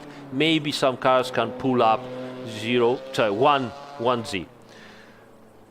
I can assure you, and you know that too. I mean, every time you go from your old street tire to a new street tire, maybe better, you can feel, oh, this is so much more grip. I mean, feel the force is amazing. And the difference often is quite less than 0.05 of a G. So the human brain and the human body can feel a big difference in 0.05 of a G difference. Okay? Now, in sim racing, okay, usually all the slick tires cars, I mean, a normal GT4 car like this, it will easily do 1.2. So we are talking a difference of 0.25 of a G. Now, if you can feel so much of a difference in 0.05, think how much of a difference is 0.25. I mean, if you go into a GT4 car, the forces will slap you so hard that it's for the first, you know, turns, it's gonna be, oh my God, what is happening? Oh, I cannot stand it, you know. So the difference in forces is amazing. GT4s can go even 0.3, etc. But we're talking about, you know, normally sustained lateral G's would be around 1.2. GT3 car sustained will do 1.4, 1.5. Under braking, they will do 1.8. Okay, 1.8 sustained. So think about that. 1 G more. So to give you an example, now jump, I don't know, get up to your chair in feet and jump down and feel the heat that you get from the ground to your feet. right? So, bam, this is 1 G of acceleration for like something like half a meter, right? Now, instead of that, think about it to get double the hit. So you have to go up to 1 meter and jump down. This is the difference. Okay, this is the difference. And that's just a hit, a direct hit. Instead, the difference in forces are sustained. Now, where's the problem? The problem is that in reality, you feel all those differences, even if you start sliding and you lose half a G, 0.05 G because you are sliding. It's like, oh my God, I feel everything. In sim racing, people, turn at 1.3, 1.4 Gs, the car slides around and they're like, oh, this is ice. It's so slippery, completely ice. So that's the main difference. That's why all us developers always try hard to convince you guys that that's the grip you have, actually, because the actual grip that you have is easy to simulate. It's not a big deal. It's the nuances and the small details and the transitions of the grip that makes the difference, which is where everybody tries to make it as good as possible. But the actual grip, everybody gets it right. It's not a big deal. So, well, to do here, Janus, to do 1.5, you need downforce. Otherwise, it's impossible. To do 1.2, it's practically almost all mechanical grip. Almost all mechanical grip. 1.1, 1.15, it's all mechanical grip on the GT4s. Yeah, here, Janus, actually, it's, as I said, jump from the chair down, but imagine also while jumping, having yourself in arms and jump together. Yeah. Kalispera, Naso.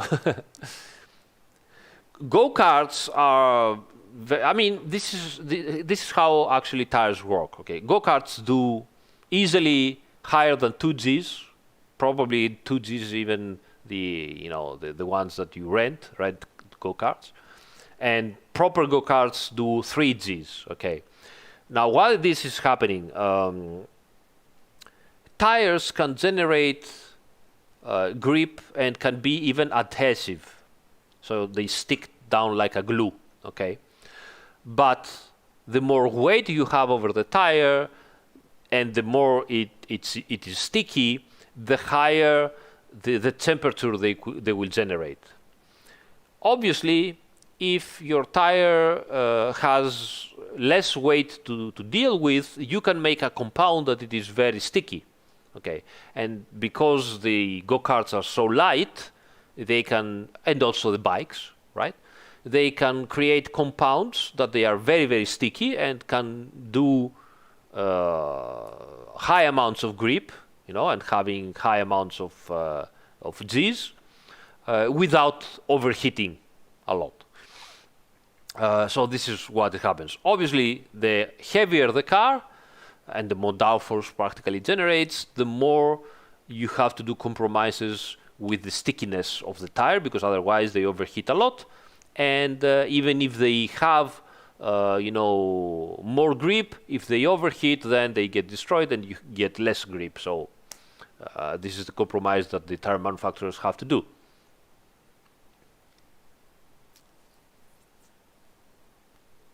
Yeah, exactly.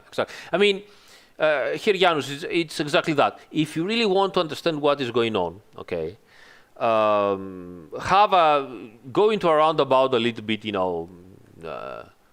fast, in safety, I have to say that, obviously, and have someone else, don't do it yourself, to watch and tell you the speed that you had inside the roundabout, not while you are approaching, not while you are exiting, but the lower speed that you had inside the roundabout. You're gonna be so surprised if you don't know already how slow you're going. I can assure you, if the roundabout is like the usual Italian ones, it's like 40, 50 kilometers per hour, maybe 60. That's otherwise the car will start, sliding around. So it's really, really slow.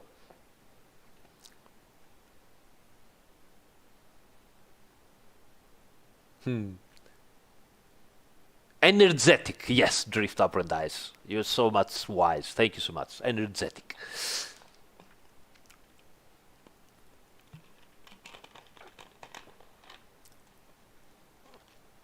Pit limiter, it's 50 and it feels like walking. Yeah, absolutely.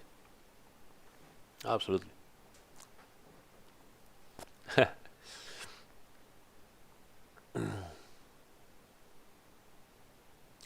No, brother, but I don't think that's our priority, honestly. All right, so let's have a couple more laps. Let's see if I can improve a little bit. Oops, very cold now. So let's go back. Set up. Also, track is pretty hot now. Okay.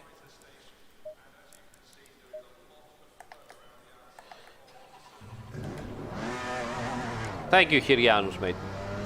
Low tire pressure, stay away from curbs.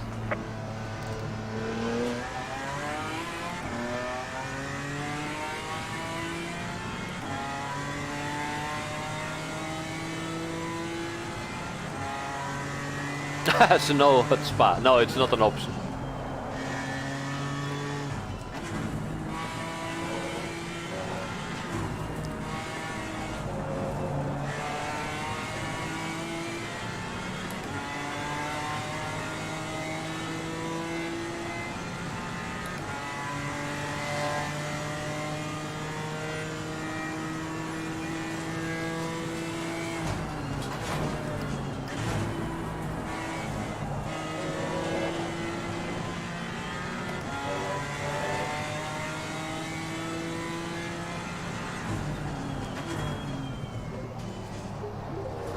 Nimlot and Richard, thanks guys for and Lupo, of course. Thanks guys for the follow.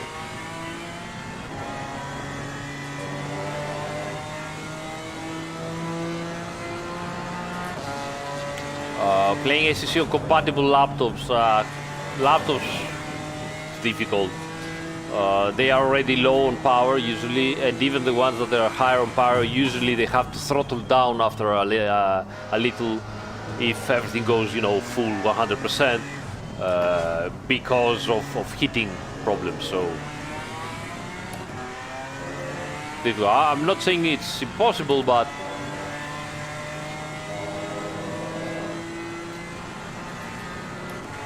well, Alpha said about the new AMD, so maybe that's the solution. I don't have direct experience, but from what I read around, it's pretty good.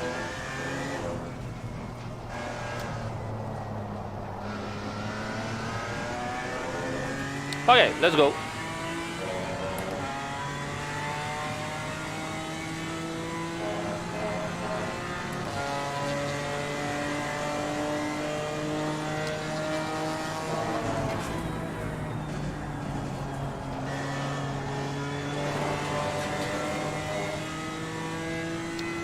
Not good.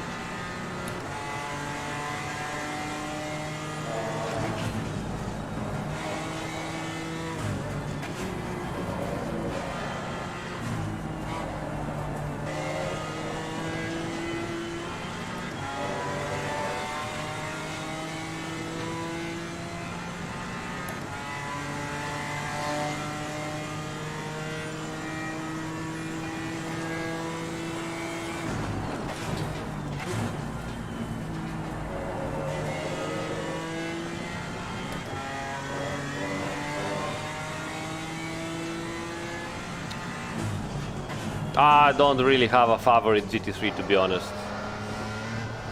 I'd say it's from day to day. They're my boys, my babies.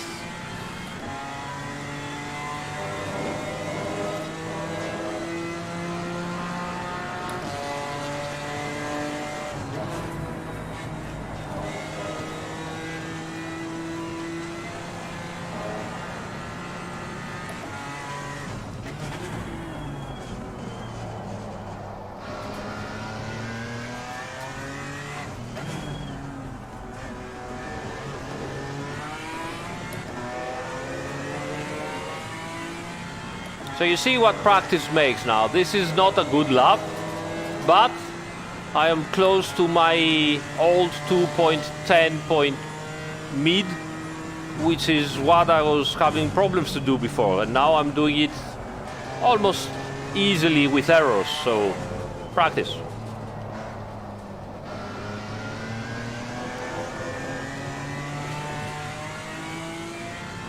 Yeah, here it is again.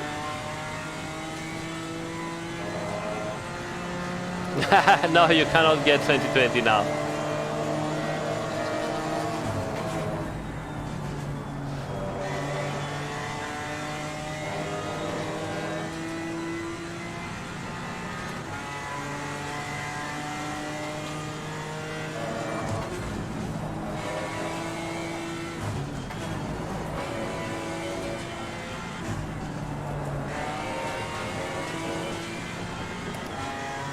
Nice. A little bit messy. I have to fix a little bit my transitions, but fast. Let's do this properly.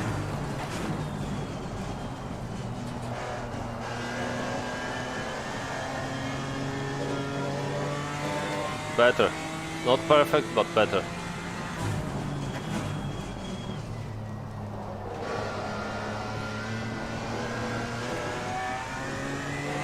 Ah, come on, oversteer.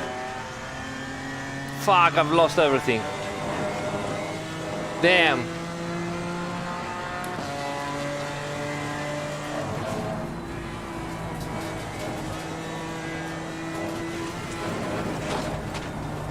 I'm asking too much. You see, this is all lack of practice. I'm pushing to do things, and obviously when you're pushing to do things, you're exploring, it's okay, but it's not consistent, it's not gonna give you the lap time. Yeah, that is Silverstone Vergena, and before that we did a circuit walk to find out the reference points, and in a couple of days you will find just the circuit walk in my of Silverstone in my playlist of circuit walks.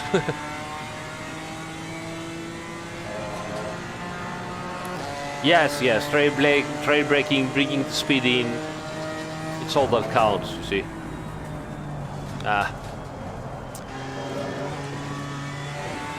Not good.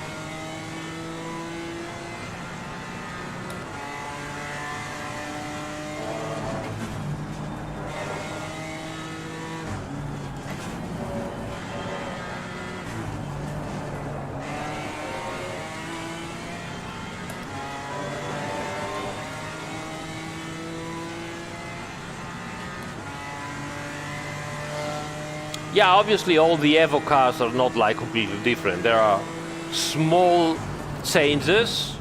Keep in mind that as usual the BOP will try to make the cars slower so that they do not dominate the whole grid as usual.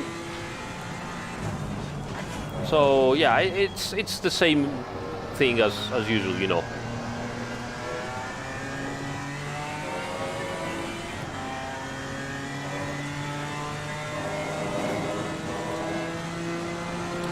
See you, Drift.Drives. Take care. I remind you, tomorrow it's gonna be live stream of the races, 2 races.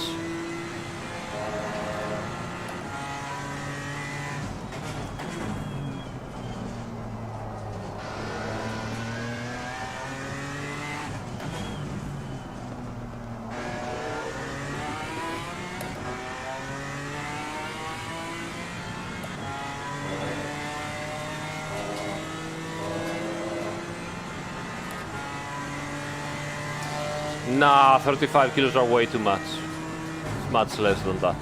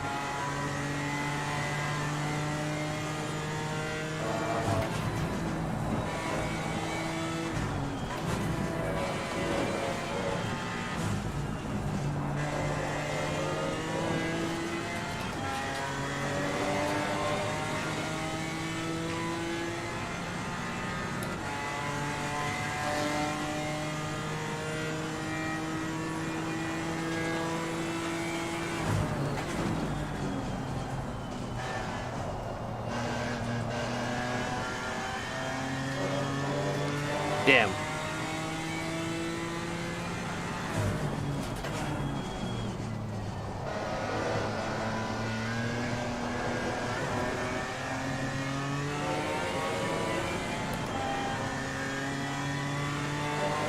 Why?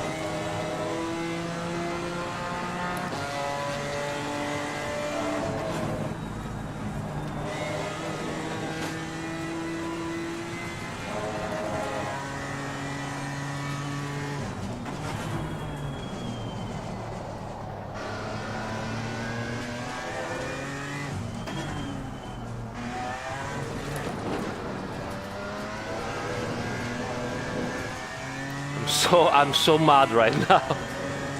I'm so mad right now.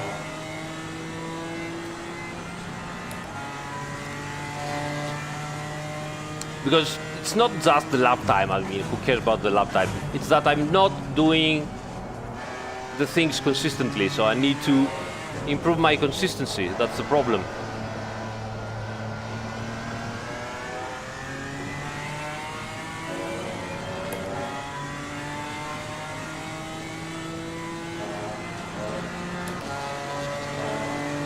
Okay, let's start again.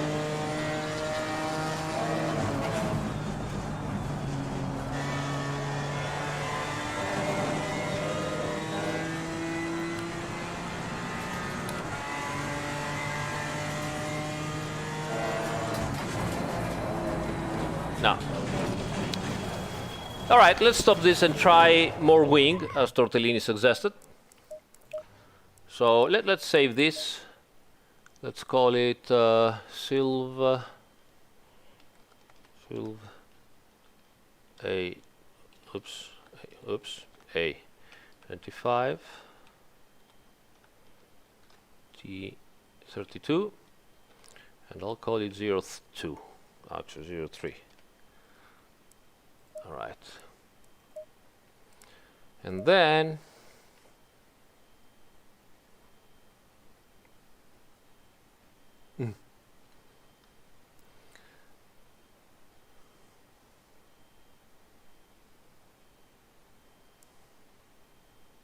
yeah, that's what I'm gonna to try to run 3 wing, 90 right height, and I will try to do some extra stuff here. So I would like to run some bump stop braids, because the BMW you can do that. So 15 bump stop braids here, and let's see what happens like this. Let's go. I'm hesitant to go down to the anti-roll bar on the BMW because I think it rolls too much, but let's try it. Let's try it. Okay, let's see.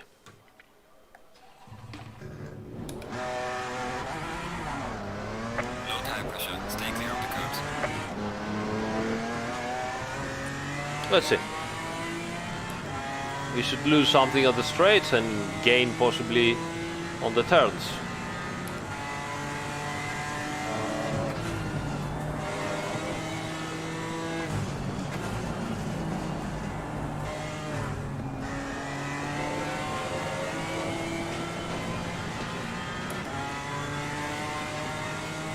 Turning seems good.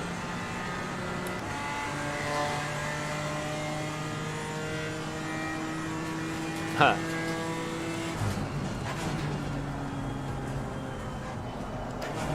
That's a bit of understeer here, but still cold tires, so let's wait and see.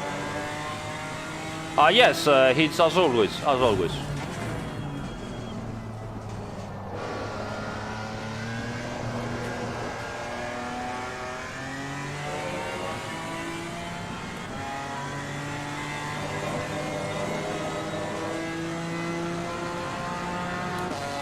Nice, you call it.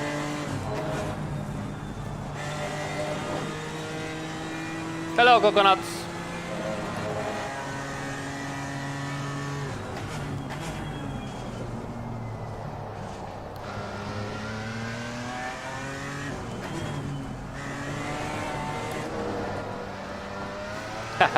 I did something stupid here.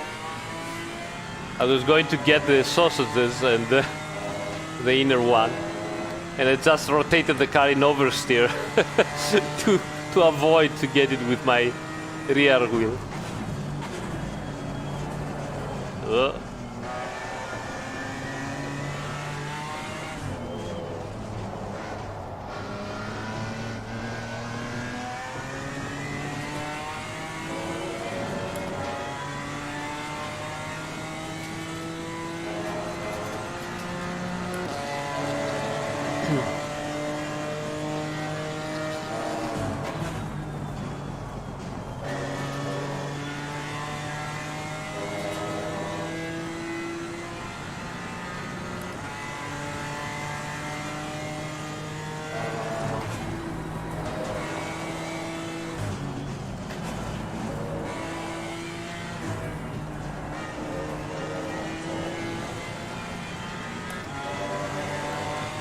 That wasn't bad at all.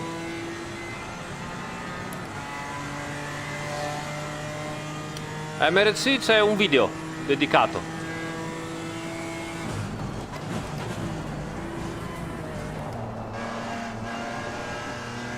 Scusami se non ti rispondo su certe cose, ma capisci che sono domande che richiedono mezz'ora di risposta, perciò mentre guido è impossibile.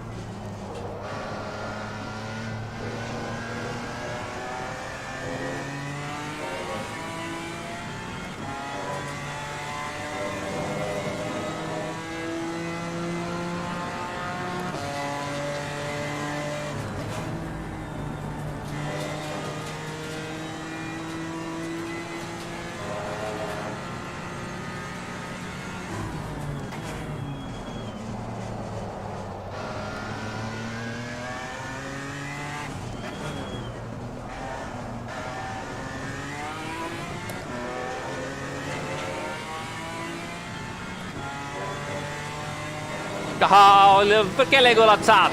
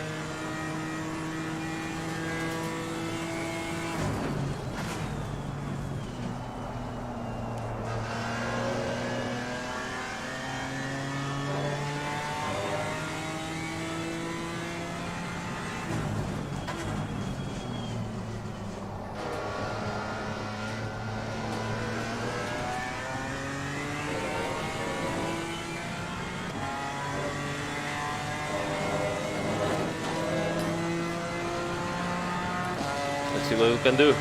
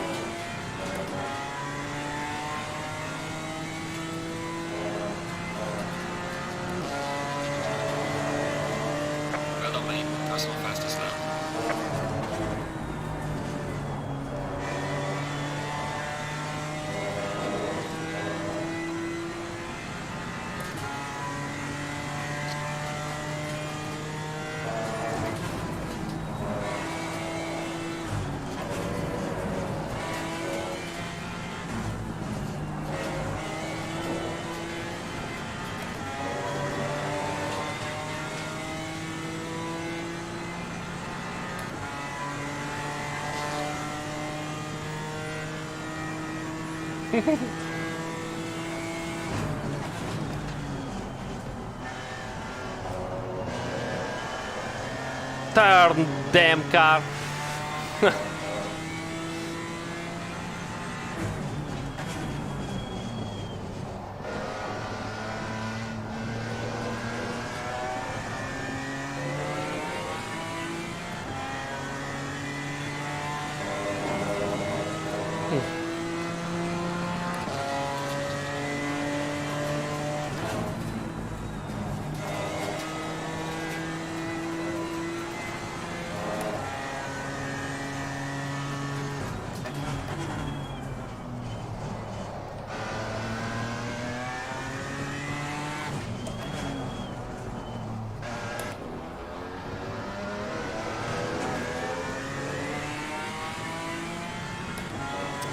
I need a little bit more front-end grip. I don't know where to get it, but I need a little bit more front-end grip, possibly without losing the stability that I have right now.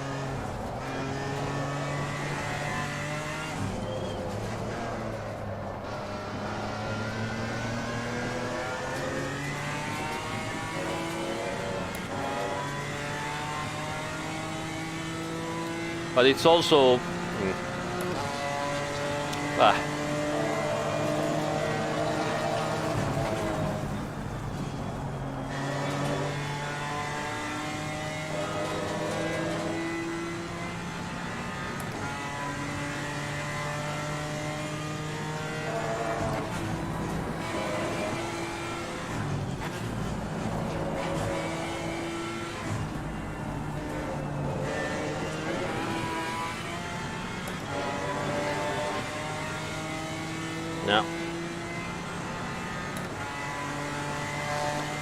yeah, I could try more rear arm, but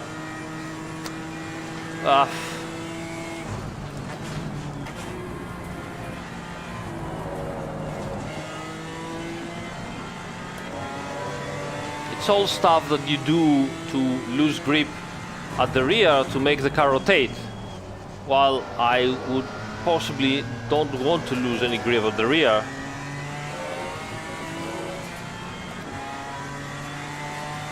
You know, just gain a little bit more grip on the front. Maybe I have some extra camber to give.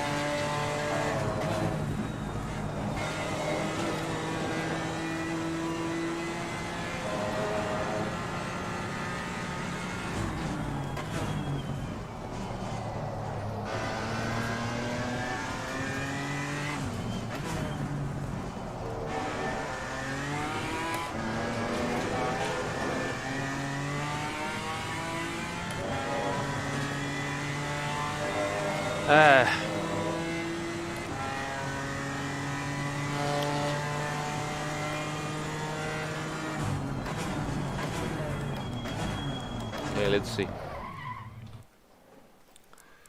Let's see. So I have a little bit extra of camber I could give, and maybe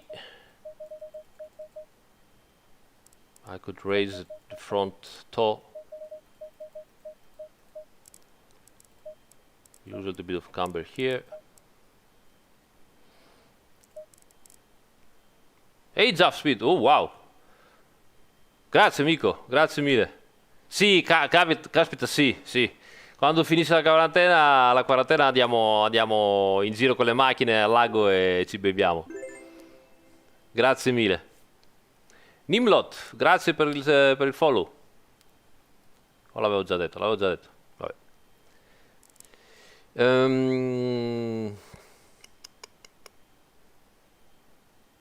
Right. Okay, let's try like this. Ma da 3 a 2 non... Vabbè, proviamo così com'è. Abbiamo già cambiato.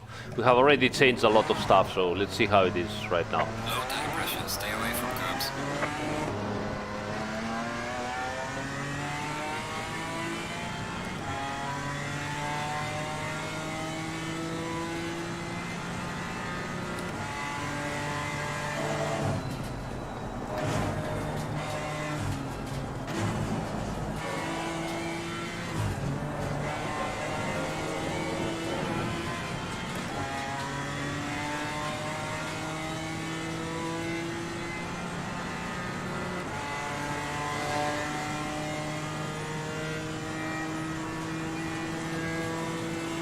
Coconut.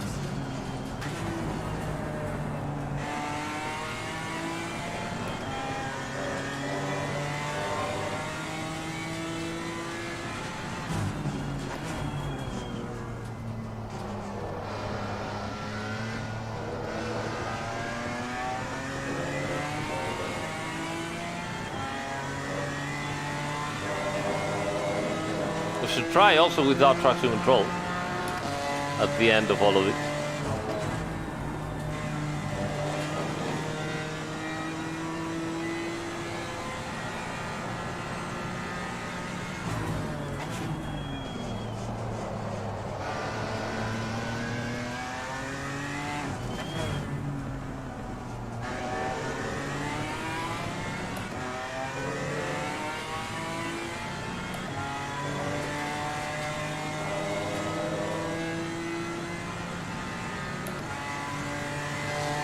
.208 with those temperatures would be pretty impressive, but I'm not the guy.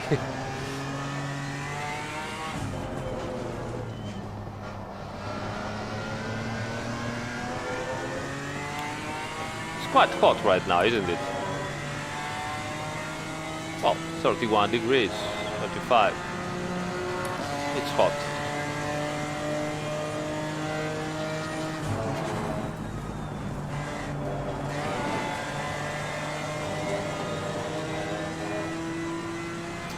No, a little bit lower, Miguel.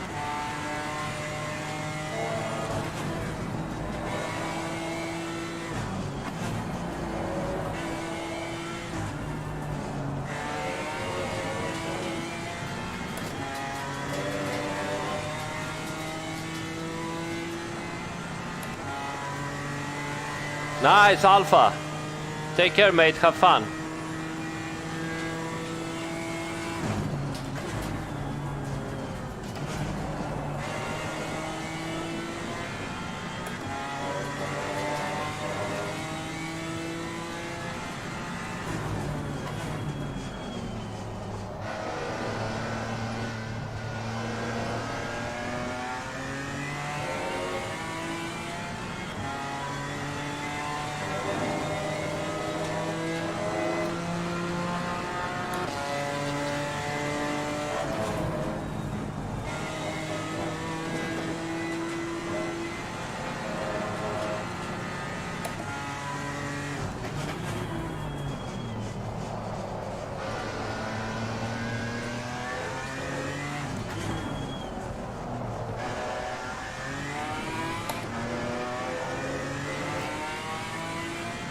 That is strange. Don't think I drive particularly. Actually, I'm doing lots of errors, but it seems faster.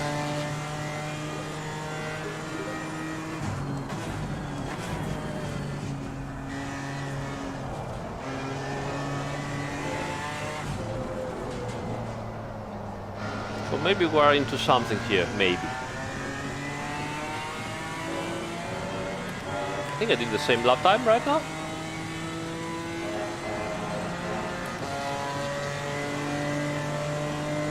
Wow.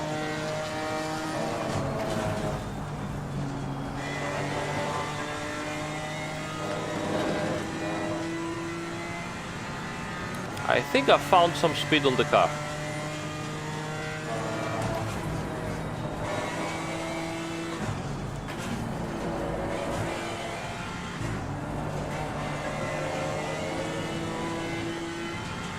That was a little bit hard to control there and messy.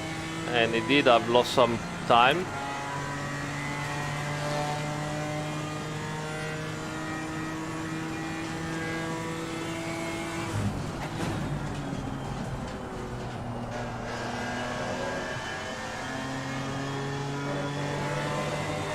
That was faster.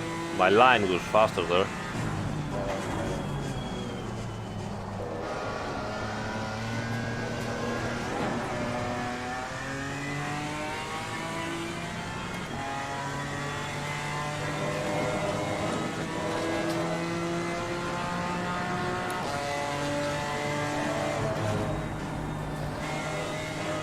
Come on.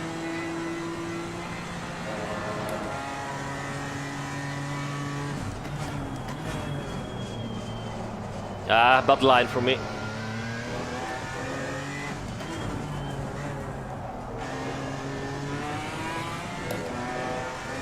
All in my error here.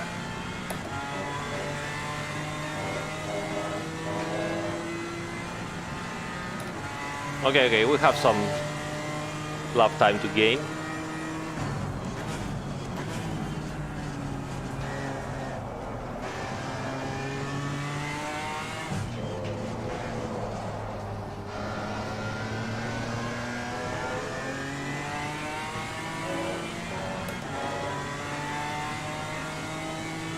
All right. Got the 210 speed flat. for Silverstone.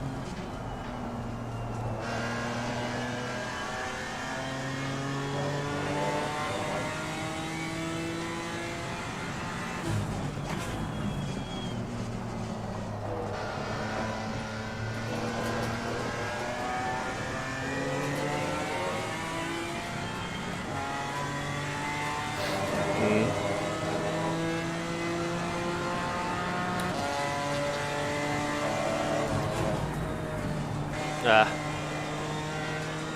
We do the shot again.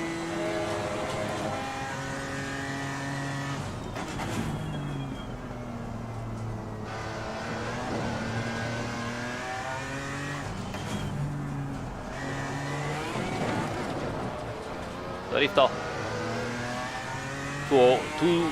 2008 low. I mean, come on, guys.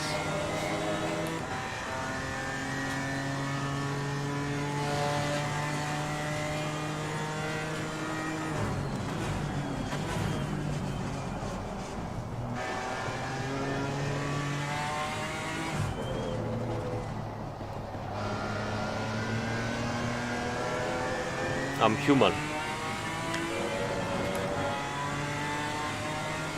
All right, let's try again.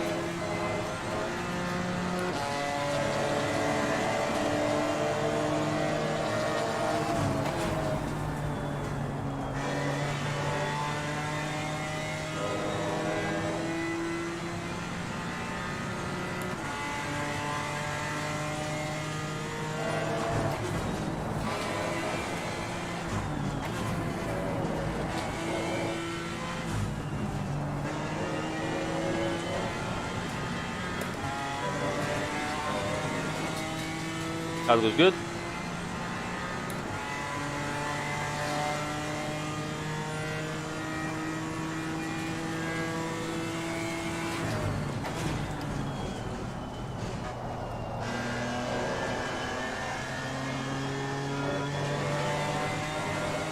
Not so good.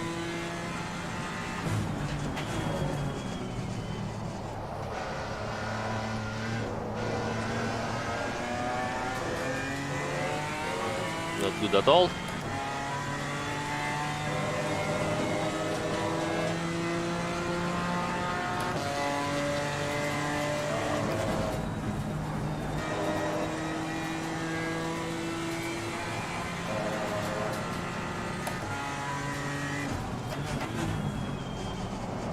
Come on, why I cannot stop the car here now?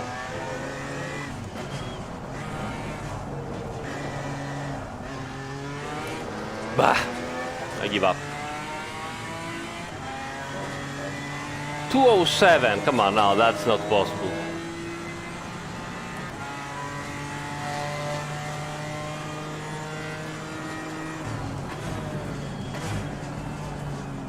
Let me go. No traction control. Let's see what we can do.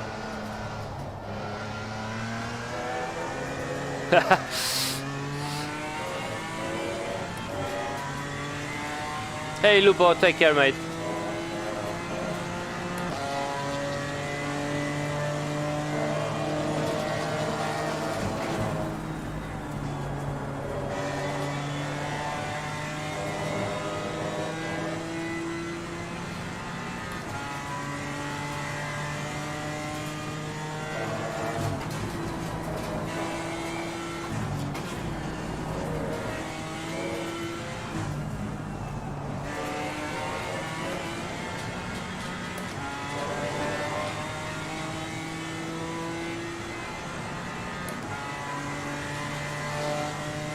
True, true. More sleep makes you faster. That's true.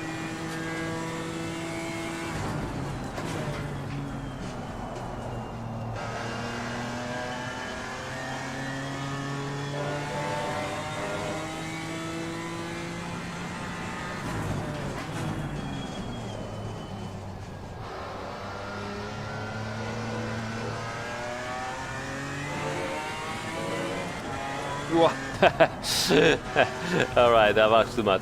Okay, yeah, I'm tired too, though. I'm really tired. Let me save this one too. It's not that bad. So what is this? 04.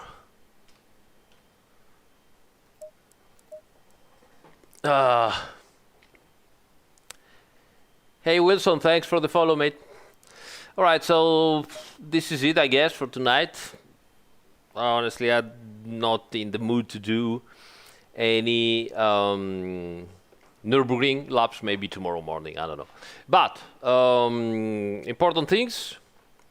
So, as I said, tomorrow we are going to. We were doing this practice session here because we are going to do the G2Esports GrandFinale, which is for fun. It's not a big deal, and it is a special format with eliminations during the race, ballast during the race, and so on and so on. We're going to have some fun and, you know, explore some strange gameplay things and see how it works. I'm going to live stream everything. It's at 7:30 o'clock my time. So let me check if the other race is also. So yes, the first is at Silverstone, 7:30. The second race is at 8:30. So one race after another. We're gonna have practice and qualifying sessions and everything. So yeah, tomorrow I'm gonna live stream everything. Be there and see you tomorrow, I guess. Okay, so thank you so much, guys, for joining tonight. And yeah, it's late, so let's make questions and answers tomorrow. Okay, after the races, right? Thank you so much, guys. Take care. Bye.